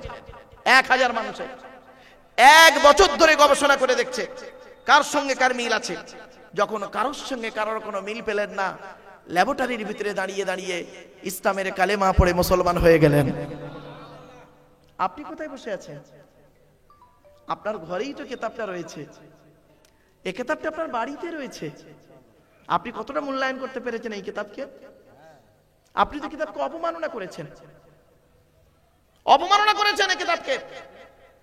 দুটো এক্সাম্পল দিচ্ছি, রাগ করবেন না কেউ, ভেবে রেগে যাবেন না বাপ, আমি প্রমাণ দিচ্ছি। পশ্চিম বাংলায় একজন অমুসলিম কোরআনকে জানা অবমাননা করেছে, তার থেকে অনেক মুসলমান কোরআনকে বেশি অবমাননা করেছে। দুটো উদাহরণ দিচ্ছি, দেখুন তো হচ্ছে কিনা। কোরআন শরীফ যাদের বাড়িতে আছে, মাচায়, সামসেটে, আলমারির ভেতরে ঢুকিয়ে রেখেছেন। বছরে একবার মা বোনরা বছরে একবার পারে, শবে বরাতের রাতে নইলে রোজার মাসে। কোরআনের গেলাপে কয়েক কুইন্টাল ময়লা পড়লো, মাকড়সা জাল বনেছে, টিকটিকি ডিম পেড়েছে, আরশোলা পায়খানা ফিরেছে। কোরআনটা কিভাবে আপনি রেখেছেন? যে কোরআন আপনাকে এই দুনিয়াতে শান্তি দেবে, আখিরাতে জান্নাত দেবে, সেই কোরআনকে এতটাই অবমাননা অবহেলা করলেন। আর যে জিনিসটা আপনাকে দুনিয়াতে অপমাননা করবে, আখিরাতে জাহান্নাম দেবে, তার নাম টিভি, টেলিভিশন, সিডিটা সুন্দর করে আলমারি সোজা করে খাটে সোজা করে রেখে দিলেন। আপনি সত্যিকারের একজন মুসলিম? বিবেককে প্রশ্ন করবেন। এক নম্বর অবমাননা। দু নম্বর, কোরআনকে বেইজ্জতি করেছেন কিভাবে দেখুন। ইংরেজির মাস্টার, রাগ করবেন না কেউ কিন্তু, ইংরেজির মাস্টার আপনার ছেলেকে ইংরেজি পড়ায়, সপ্তাহে 2 দিন, মাসে হয় 8 দিন, 30 দিনে 8 দিন আপনার ছেলেকে 2 ঘন্টা করে ইংরেজি শিক্ষা দেয়। আপনি তার মাইনে দেন মাসে 500 টাকা। আর আপনার সন্তানকে যে ব্যক্তি এই কোরআনের শিক্ষা দেয়, সপ্তাহে 6 দিন, একদিন ছুটি করে ইমাম সাহেব মনে হয়, জানি না, সপ্তাহে 6 দিন, মাসে হয় 24 দিন, আপনার ছেলেকে কোরআন শিক্ষা দিচ্ছে 24 দিন, 30 দিনের ভিতরে 2 ঘন্টা করে। আপনি তার মাইনে দিয়েছেন 50 টাকা, তাও আবার 6 মাসের বাকি। চাইলে বলেছেন লকডাউন, এটা নেই ওটা নেই। আপনি আবার বলেন আমি একজন মুসলিম। হ্যাঁ, ছি ছি ছি, লজ্জা করে আপনাকে মুসলমান বলতে। বাড়ি থেকে ভাববেন, রাগ করবেন না, অতি বাস্তব কথাটাই বললাম। আল্লাহকে ভালোবাসতে গেলে আল্লাহর কথাটাকেও ভালোবাসুন, আল্লাহর ঘরটাকে ভালোবাসুন, আল্লাহর বান্দাদের ভালোবাসুন।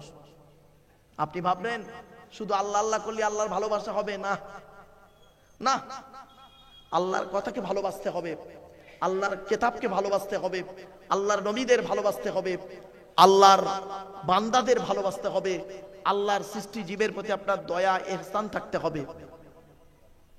আপনি কোথায় আছেন? আমি পড়ে আছি অন্য একটা জায়গায়। আমার বাপেরা, একটু বোঝার চেষ্টা করুন। এরপরে সৃষ্টিকর্তা বলছেন, এই পৃথিবীতে তোদের মৃত্যুবরণ করতেই হবে একদিন না একদিন।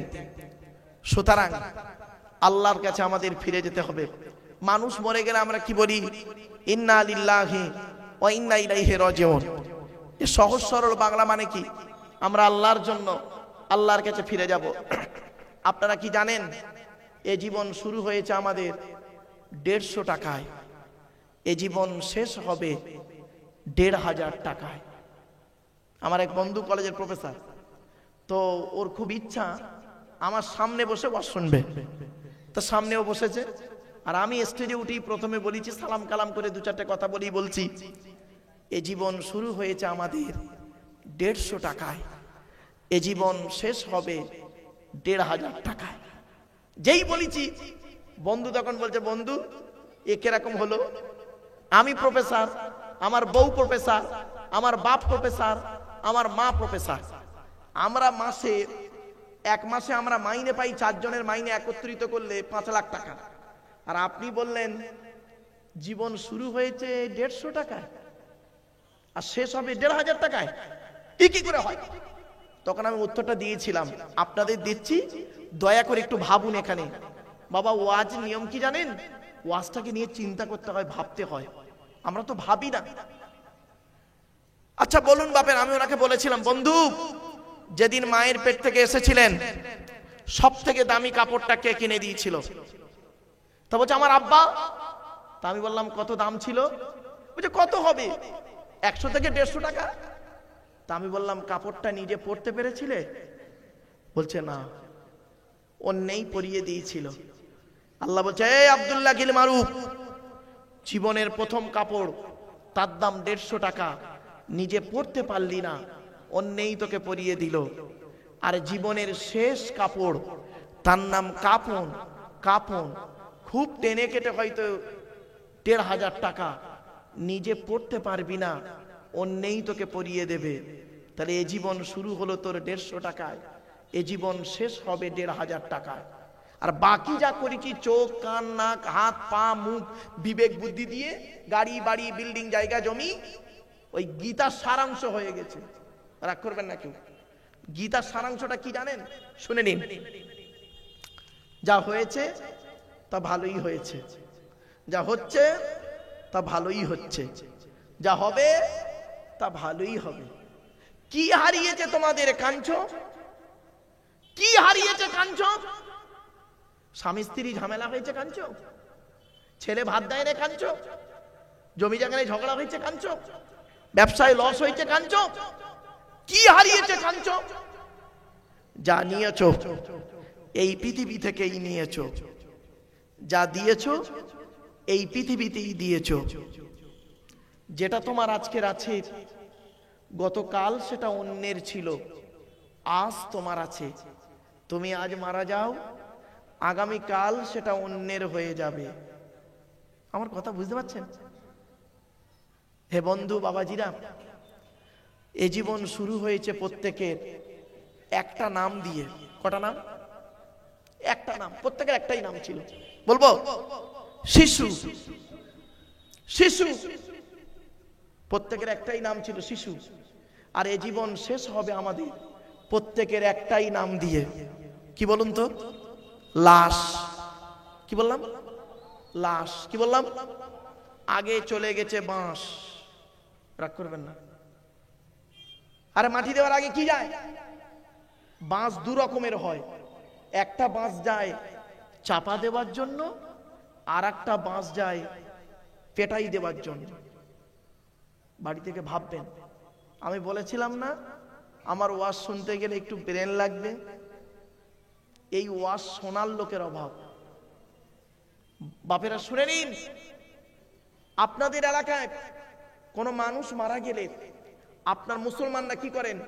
গোসল দিয়ে, কাফন পরিয়ে, জানাজা পড়িয়ে, মাটি দিয়ে চলে আসেন, ঠিক তো?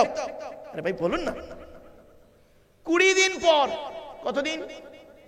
20 দিন পরে কবরটা একটু খুলে দেখেছেন মালটা কেমন আছে? দেখেননি। কি হয় জানেন? শুনে নিন। মানুষকে মাটি দিয়ে আসার পর 8 থেকে 10 দিন পরে এ মাথার চুলগুলো, হাতের নখগুলো, গায়ের লোমগুলো খসে খসে পড়ে যায়। 10 থেকে 12 দিন পর পেটটা ফেটে যায়, পোকায় তৈরি হয়, সমস্ত চামড়া মাংস পোকায় খেয়ে নেয়। আর 2 মাস পর শুধু ফ্রেমটা পড়ে থাকে। 6 মাস পর দেহের কয়েক কটা হাড় ছাড়া সব শেষ হয়ে যায়। কোথায় গেল পারগাতির সুন্দরী নারী? ও পারগাতির কোটিপতি লোক, মাটির দেহ মাটি হবে, পুড়ে হবে ছাই। এ দেহ পচা দেহ, গরব কিসের ভাই? আজ আপনারা এখানে বসে আছেন, আজ আপনারা এখানে বসে আছেন, দেহের ভিতরে আত্মা নিয়ে বসে আছেন, টাটকা দেহ নিয়ে আতর মেখে বসে আছেন, সেন্ট বেরোচ্ছে, খুশবু বেরোচ্ছে। ওরে, এ খুশবুর কোনো দাম নেই রে, এ খুশবুর কোনো দাম নেই। দাম হবে সেই দিন আত্মা ছাড়া যদি দেহটা কবরে টাটকা থাকে, খুশবু বেরোয়। ঠিক না বেটি? আমার কথা বুঝতে পারছেন কি?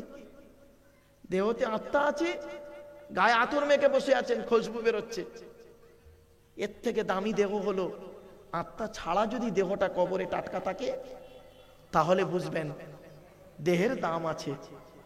আমি প্রায় জায়গাতে বলি আমাদের দেহের কোনো দাম নেই। আমার দেহের দাম সেই দিন হবে আমার মরণের, আমার মৃত্যুর 10 বছর পরে যদি কবরটা একবার খুলে দেখেন। চলতো দেখি আব্দুল্লাহ কিল মারুফ পারগাতিতে এসে খুব বড় বড় লেকচার মারছিল। মালটা 10 বছর আগে মারা গেছে। কবরটা খুলে দেখতো, মালটা পচে গেছে না টাটকা আছে? যদি কবরটা খুলে দেখেন, দেহটাও যদি টাটকা পান, কাপড়টাও যদি টাটকা পান, আপনাদের ধারণা এটাই জন্মাবে, ও ঈমান নিয়ে বেটা কবরে গেছে। আর যদি দেখেন মৃত্যুর 6 মাস পরে বর্ষার পানিতে কবরটা ভেঙে গেছে, মাটি একটু সরিয়ে যদি দেখেন, দেহ তো দূরের কথা, কাপড়ের কোনো গন্ধ নেই, ধারণা আপনাদের এটাই জন্মাবে, ও বেটার এলেম ছিল, আমল ছিল না। শুনে নিন, মাটি কয়েক কটা দেহ খেতে পারে না, টাটকা থাকে। কয়েক কটা দেহ খেতে পারে না, টাটকা থাকে। সেই দেহের মধ্যে একটা দেহ যেন আমাদের হয়, সেই জন্য আপনাদের করজোড়ে বলছি বাবা, সেই দেহ করে কবরে যান। 1 নাম্বার দেখি চলুন। 1 নাম্বার, নবীদের দেহ মোবারক মাটি খেতে পারে না, টাটকা থাকে। 2 নাম্বার, শহীদানদের দেহ মোবারক মাটি খেতে পারে না, টাটকা থাকে। 3 নাম্বার, মোকাম্মাল কোরআনে হাফেজের দেহ। কি বললাম বাবা? ওই ছেঁচড়া মার্কা হাফেজ সাহেব নয়। হাফেজ সাহেব হয়ে মসজিদে ইমামতি করছে, পাশের বাড়ির মেয়েটার পেটে বাচ্চা নিয়ে দিল, ওই হারাম কর্তার কথা বলিনি।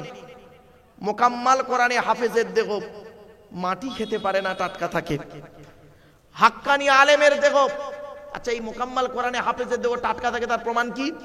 বহু প্রমাণ আছে, একটা প্রমাণ দিচ্ছি, দেবো ভাই? দেবো কি বলুন না একটু? এই দেশটার নাম ভারতবর্ষ, আমার দেশ। পাশের দেশটার নাম কি বলুন না, একটু কথা বলুন না আপনারা। বাংলাদেশ। বাংলাদেশের একটা জেলা আছে কুমিল্লা, নাম শুনেছেন? কুমিল্লা জেলায় ছেলেটার বাড়ি। 14 বছর বয়সে ছেলেটা কোরআনে হাফেজ হয়ে পাগড়ি নিয়ে বাড়ি এসছে। 14 বছরের বাচ্চা ছেলে, বুঝতেই পারছেন। বাড়ি এসেছে, পেটের রোগে বাচ্চাটা মারা যায়, মাটি দেওয়া হয়েছে। ব্যাস 8 বছর পর, ক বছর? 8 বছর পরে ওই হাফেজ সাহেবের কবরের পাশে একটা লোকের কবর খোলা হচ্ছিল। যারা হাফেজ সাহেবের কবর খুলেছিল, তারাই আবার ওই পাশের লোকটার কবর খুলছিল। খুলতে খুলতে হাফেজ সাহেবের কবরটা একটু ভেঙে যায়, দেখছে কাফনটাও টাটকা রয়েছে। সুবহানাল্লাহ বলে একটু গেল না? সঙ্গে সঙ্গে যারা কবর খুলছিল, ওরা ছুটে গিয়ে ইমাম সাহেবকে ডেকে এনেছে। ইমাম সাহেব ফোন করে আর 10টা মৌলানা মুফতি সাহেবদের ডেকেছে। দেখছে সত্যি ওদের মধ্যে একজন মৌলানা সাহেব করেছেন কি, সাহস করে কবরে নেমেছে হাফেজ সাহেব। নেমে মুখ থেকে বিসমিল্লাহ বলে মুখ থেকে কাফনটা আস্তে আস্তে সরিয়ে দেখছে 8 বছর আগে গালে যে কর্পূর দেওয়া হয়েছিল, সেই কর্পূর 8 বছর পরে আজও টাটকা আছে। এই বাংলাদেশে কুমিল্লা, আমি কুমিল্লাতে জলসায় গেছিলাম। বাবা কি বললেন, কি ভাবছেন?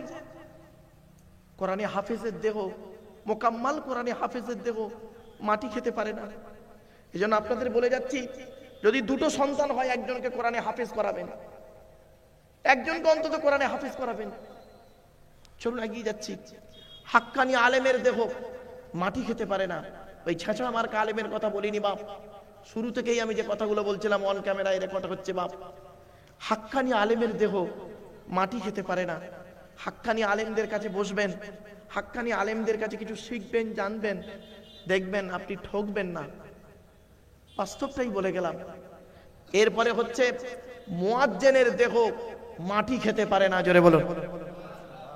12 বছর যদি কেউ নিঃস্বার্থভাবে আজান দেয়, ওই দেহ মাটি খেতে পারে না, টাটকা থাকে। আচ্ছা, এই যে কটা দেহর কথা বললাম, এই কটা দেহ আমরা হতে পারবো? কিন্তু এই 5 রকমের দেহ নবী হতে পারবো না, শহীদান হতে পারবো কিনা জানি না, মোকাম্মাল কোরআনে হাফেজ হতে পেরেছি দেখা জানি না, হাক্কানি আলেম হতে পেরেছি কিনা জানি না, আর মুয়াজ্জিন তো মসজিদে একটাই হয়, তাই তো? 5টা কেটে গেল। 6 নাম্বারটা কিন্তু আমরা প্রত্যেকে হতে পারবো। কি জানেন? হালাল খানেওয়ালা মানুষেরই দেহ কি কি কি হালাল খানেওয়ালা মানুষেরই দেহ মাটি খেতে পারে না। ইয়া আইয়ুহাল্লাযীনা আমানু কুলু মিন তাইয়্যিবাতি মা রাযাকনাকুম ওয়াশকুরু লিল্লাহি ইন কুনতুম ইয়্যাহু তা'বুদুন। 2 নম্বর পারা 4 নম্বর পৃষ্ঠা 14 নম্বর লাইন, সূরার নাম সূরা বাকারার মধ্যে আল্লাহ পাক বলে দিলেন, হে ঈমানদার বান্দাগণ, আমার দেওয়া হালাল রিজিকগুলো তোরা ভক্ষণ করবি, হারাম খাবারগুলো কখনোই খেতে যাবি না। হালাল খাবার খেতে খেতে ওয়াশকুরুলিল্লাহ, আমি আল্লাহ আমার শুকর আদায় করবি, আর শুকর আদায় করে আমার ইবাদত বন্দেগী করবি, আমি আল্লাহ তোর ইবাদতটাকে কবুল করে নেব। ও বাবা, হারাম খেয়ে যত আপনি যাই করুন না কেন, ও তো আল্লাহর দরবারে কবুল হবে না। আচ্ছা বাপেরা, একটা আখিরি দোয়া হবে তো, বলুন না বলুন না। আচ্ছা, এই দোয়াটা কবুল হবে বুঝবেন কি করে? কি করে বুঝবেন? আজ আপনাদের বলে যাচ্ছি বাবা, দোয়া কবুল হবার 5টা শর্ত আছে। এই 5টা গুণ যার মধ্যে থাকবে, চোখ বন্ধ করে বলবেন, ওই লোকটার দোয়া আল্লাহ কবুল করবে। 5টা। চলুন কি কি? 1 নাম্বার হলো, রাসূলুল্লাহ বললেন, যুবক, এ যুবক, দোয়া যখন চাইবে, হালাল খাবার খেয়ে তুমি দোয়া চাইবে। হালাল খাবার খেয়ে দোয়া চাইলে ওই দোয়া আল্লাহর দরবারে কবুল হয়ে যাবে। হালাল খাবার খেয়েছে, হালাল খাবার খেয়েছে, বাপ মারা গেছে, বড় ভাই বেঁচে আছে, বাপ মারা গেছে, বড় চাচা বেঁচে আছে, বাপ মারা গেছে, বড় ভাই বেঁচে আছে, ছোট ছোট ভাইপোদের সম্পত্তি নিজের নামে রেকর্ড করে বসে আছে। ও আবার হাজি সাহেব, ওকে হাজি বলতেই ঘৃণা লাগে। শুনে নিন, এই কোরআনে আছে 250 রকমের হারাম। কত কত কত? 250 রকমের হারাম আছে, 250 রকমের হালাল আছে। হারাম হালাল আয়াত হলো 500টা, 250 হারাম, 250 হালাল। এই কোরআনে আছে বিভিন্ন শব্দের মাধ্যমে নামাজের কথা 82 জায়গায়। এই কোরআনে আছে লেখাপড়ার কথা 92 জায়গায়। কত? তা কোন সংখ্যাটা বেশি, 82 না 92? তা লেখাপড়া পিছিয়ে কেন? বাড়ি থেকে ভাববেন। এই কোরআনে আছে ইয়া আইয়ুহাল্লাযীনা আমানু আছে 88 জায়গায়। এই কোরআনে আছে সবর শব্দটা ধৈর্য, ধৈর্য, সবর শব্দটা 104 জায়গায়। কোথায় আছেন? এ কোরআনের পরিচয়টা কি? এ কোরআন আল্লাহর বাণী। চরণের পরিচয়টা দিই। কোরআন আল্লাহর তরফ থেকে জিবরাইলের মাধ্যমে হযরত মুহাম্মদ সাল্লাল্লাহু আলাইহি সাল্লামের উপরে আরবের মক্কা নগরের নিকটবর্তী একটি গুয়াটির নাম হলো হেরা। হেরা নামক গুয়াতে 610 খ্রিস্টাব্দে 1 ফেব্রুয়ারি সোমবার। কত বললাম? কত খ্রিস্টাব্দ? 610 খ্রিস্টাব্দে, মনে রাখবেন এগুলো। 610 খ্রিস্টাব্দের 1 ফেব্রুয়ারি সোমবার। আজকে তারিখটা কত? বলুন বলুন বলুন। 25 ফেব্রুয়ারি 2025 খ্রিস্টাব্দ। বারটা কি? মঙ্গলবার। আর কোরআন এসছে কবে? 610 খ্রিস্টাব্দে 1 ফেব্রুয়ারি সোমবার। বাড়িতে গিয়ে মাইনাস প্লাস করবেন, করলেই পেয়ে যাবেন কতদিন আগে কোরআন এসছে। আমি সাল তারিখ বার বলে দিলাম। চলুন, 610 খ্রিস্টাব্দে 1 ফেব্রুয়ারি সোমবার কোরআনের প্রথম আয়াত নাজিল হলো, ইকরা, রিড, পড়ো পড়ো পড়ো। মুসলমানদের এখন প্রায় মুসলমানের কথা হলো এখন গেল গেল গেল। পেট শান্তি তো দুনিয়া শান্তি। রাগ করবেন না। অনেক মুসলমানের বাড়িতে গিয়ে দেখবেন, অনেক মুসলমানের বাড়িতে গিয়ে দেখবেন কি করেছে, সামসেট গুলোতে বড় বড় কিতাব কিনে রেখেছে। ছেলে আমার আলেম হবে, মাস্টার, ডাক্তার, ইঞ্জিনিয়ার, প্রফেসর হবে, কোর্টের জজ হবে। আবার অনেক মুসলমানের বাড়িতে গিয়ে দেখবেন সামসেট গুলোতে বিশাল বড় বড় তরকারির হাঁড়ি আছে, মাল বগরাই দিয়ে বেরোবে। ভুল বললাম বুঝি না? বাস্তব কথাটাই বলে গেলাম। বাড়ি থেকে চেষ্টা করবেন ছেলেকে ধনী না করে জ্ঞানী করে যান। আমার ভাষা বুঝতে পারছেন? ছেলেকে ধনী না করে জ্ঞানী করে যান। জ্ঞানী জ্ঞানী। ধন সম্পদ বেশি দিন থাকবে না, আর জ্ঞান থাকলে ধন সম্পদ আল্লাহ উপার্জন করিয়ে দেবে। ছেলেকে ধনী না করে জ্ঞানী করে যান। আজ আমরা তো বুঝিনি শিক্ষার গুরুত্বটা কি। সারা বিশ্ব গবেষণা করছে যে কোরআন নিয়ে, আর সেই কোরআন নিয়ে আমরা পড়ে আছি ঘরের ভিতরে। চলুন এগিয়ে যাচ্ছি। কোরআনের ভিতরে কি আছে? 30টা পারা, 540 রুকু, 114টা সূরা, 14 থেকে 15 খানা সাজদা, 7টা মানজিল, 8 থেকে 12 খানা সাক্তা, 6646 আয়াত, কেউ বলেছেন 6236টা আয়াত, 3,23,215টা অক্ষর। এ কোরআন 22 বছর 9 মাস কয়েকদিন কম বেশি 23 বছর ধরে কোনো ঘটনাকে কেন্দ্র করে, কোনো ব্যক্তিকে কেন্দ্র করে, কোনো বস্তুকে কেন্দ্র করে, কোনো জায়গাকে কেন্দ্র করে কোরআনের আয়াতগুলো নাজিল হয়েছে। 6000 আয়াত নাজিল হয়েছে, 12,000 জায়গায় নাজিল হয়েছে। জোরে বলুন, কত জায়গায়? 12,000 জায়গায়। কটা জায়গার নাম জানেন? শুধু মক্কা আর মদিনাই তো জানেন। ওই সূরার প্রথমে লেখা আছে, সূরার প্রথমে লেখা আছে সূরাতুল বাকারা মাদানিয়া, মদিনায় নাজিল হয়েছে, আর সূরাতুল ফাতিহা মাক্কিয়া, মক্কায় নাজিল হয়েছে। এইটুকুই তো জানেন। 12,000 জায়গায় নাজিল হয়েছে, কল্পনা করতে পারবেন না বাবা। এজন্য আমি বলি বাবা, জলসা না দিয়ে তাফসিরুল কোরআনের মাহফিল দাও, এক একটা সূরার তাফসির।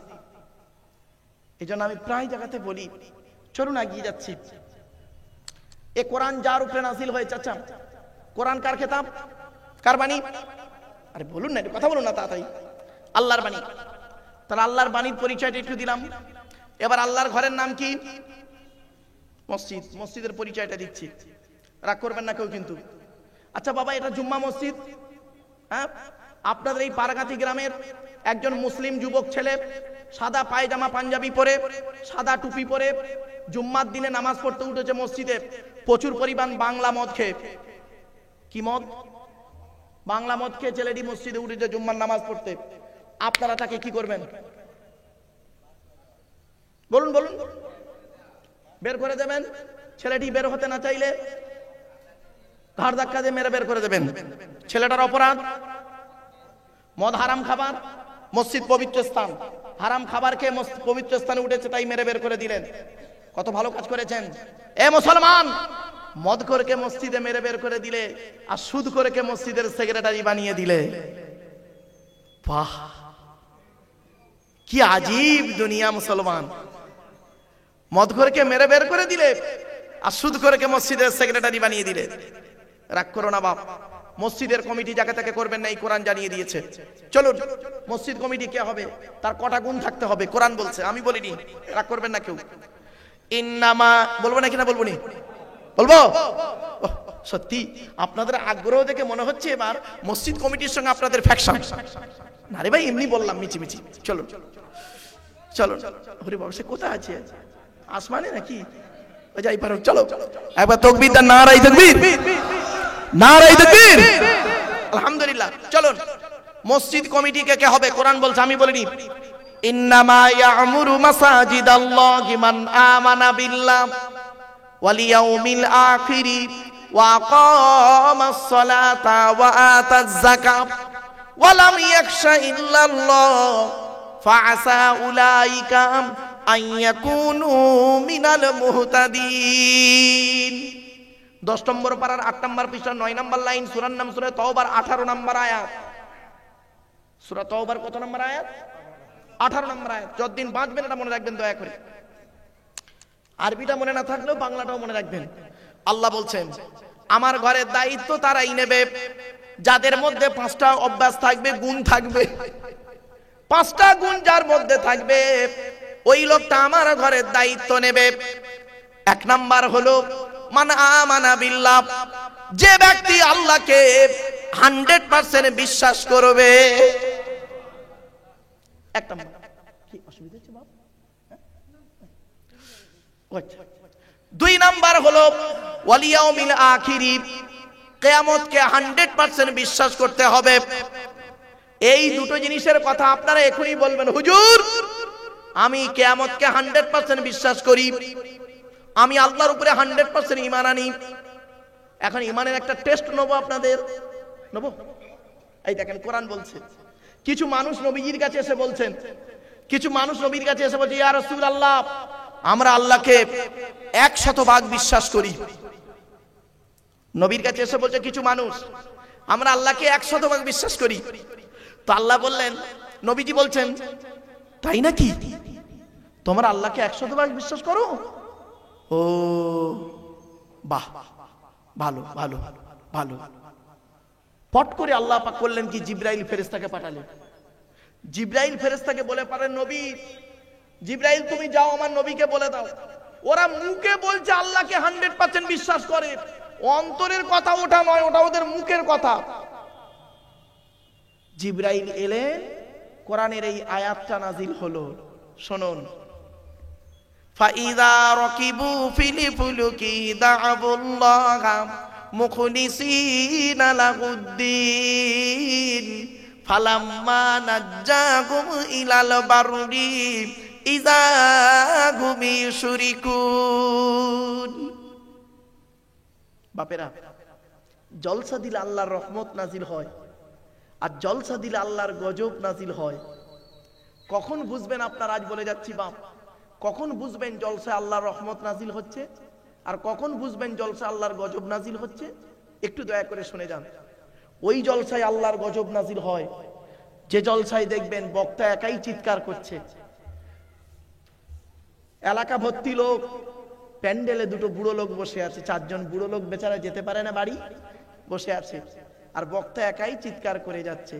আর ওদিকে দেখবেন আমতলা জামতলা বুড়ির বেলতলা বাঁশতলা, ঘুগনি দোকানে, ফুচকা দোকানে, ইমিটেশন দোকানে হাতে ছাপ মারা থেকে শুরু করে সন্ধ্যাবেলা কত ইয়াং মেয়ে বের হয়েছে, কত ভাবি বেরিয়েছে কুচিয়ে শাড়ি পরে ফুচকা খাওয়ার নাম করে দেওয়ারের সঙ্গে, আহারে কত ইটিং ফিটিং মিটিং কিসিং, আর বলছেন ইংরেজি, ওই পর্যন্ত থাক। অনেক কিছু হলো। জলসার পরের দিন শুনবেন কটা ধরা পড়েছে, কটা পালিয়ে গেছে, কটা নষ্ট হয়েছে।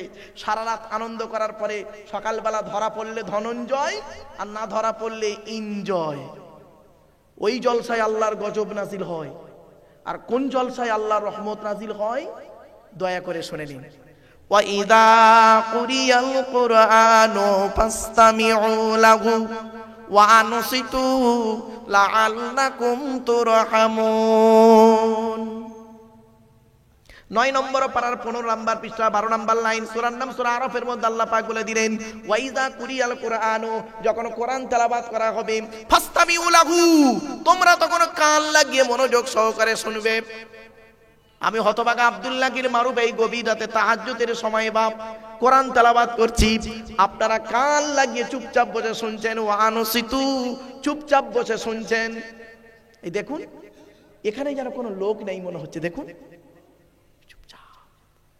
আল্লাহর কোরআন বলছে, ওরে দুনিয়ার মানুষ, ওরে পারঘাতির মানুষ, যখন বক্তা আল্লাহকে খুশি করার জন্য কোরআন তেলাওয়াত করবে, আর শ্রোতারা যখন মনোযোগ সহকারে কোরআনটা শুনবে চুপচাপ বসে, লাআল্লাকুম তুরহামুন, তখন আমি আল্লাহ তোদের উপরে আমার রহমত নাজিল করব। আমার বাপেরা বাড়ি থেকে ভাববে, চলো না এগিয়ে যাচ্ছি। আল্লাহ পাক কি বললেন দেখি, ইমানের পরীক্ষা আল্লাহ নিচ্ছে কিরকম দেখুন। আল্লাহ বলছে, নবী, ওরা যে বললো আমরা 100% আল্লাহকে বিশ্বাস করি, নবী খবরদার তুমি মনে করো না ওটা ওদের মুখের কথা, অন্তরের কথা নয়।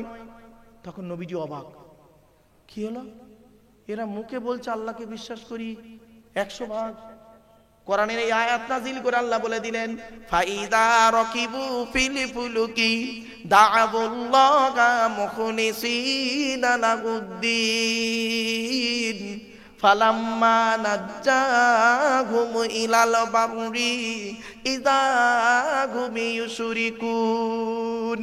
21 নম্বর পারা 3 নম্বর পৃষ্ঠা 2-3 নম্বর লাইন, সূরার নাম সূরা আনকাবুত। আল্লাহ বলে দিলেন, বান্দা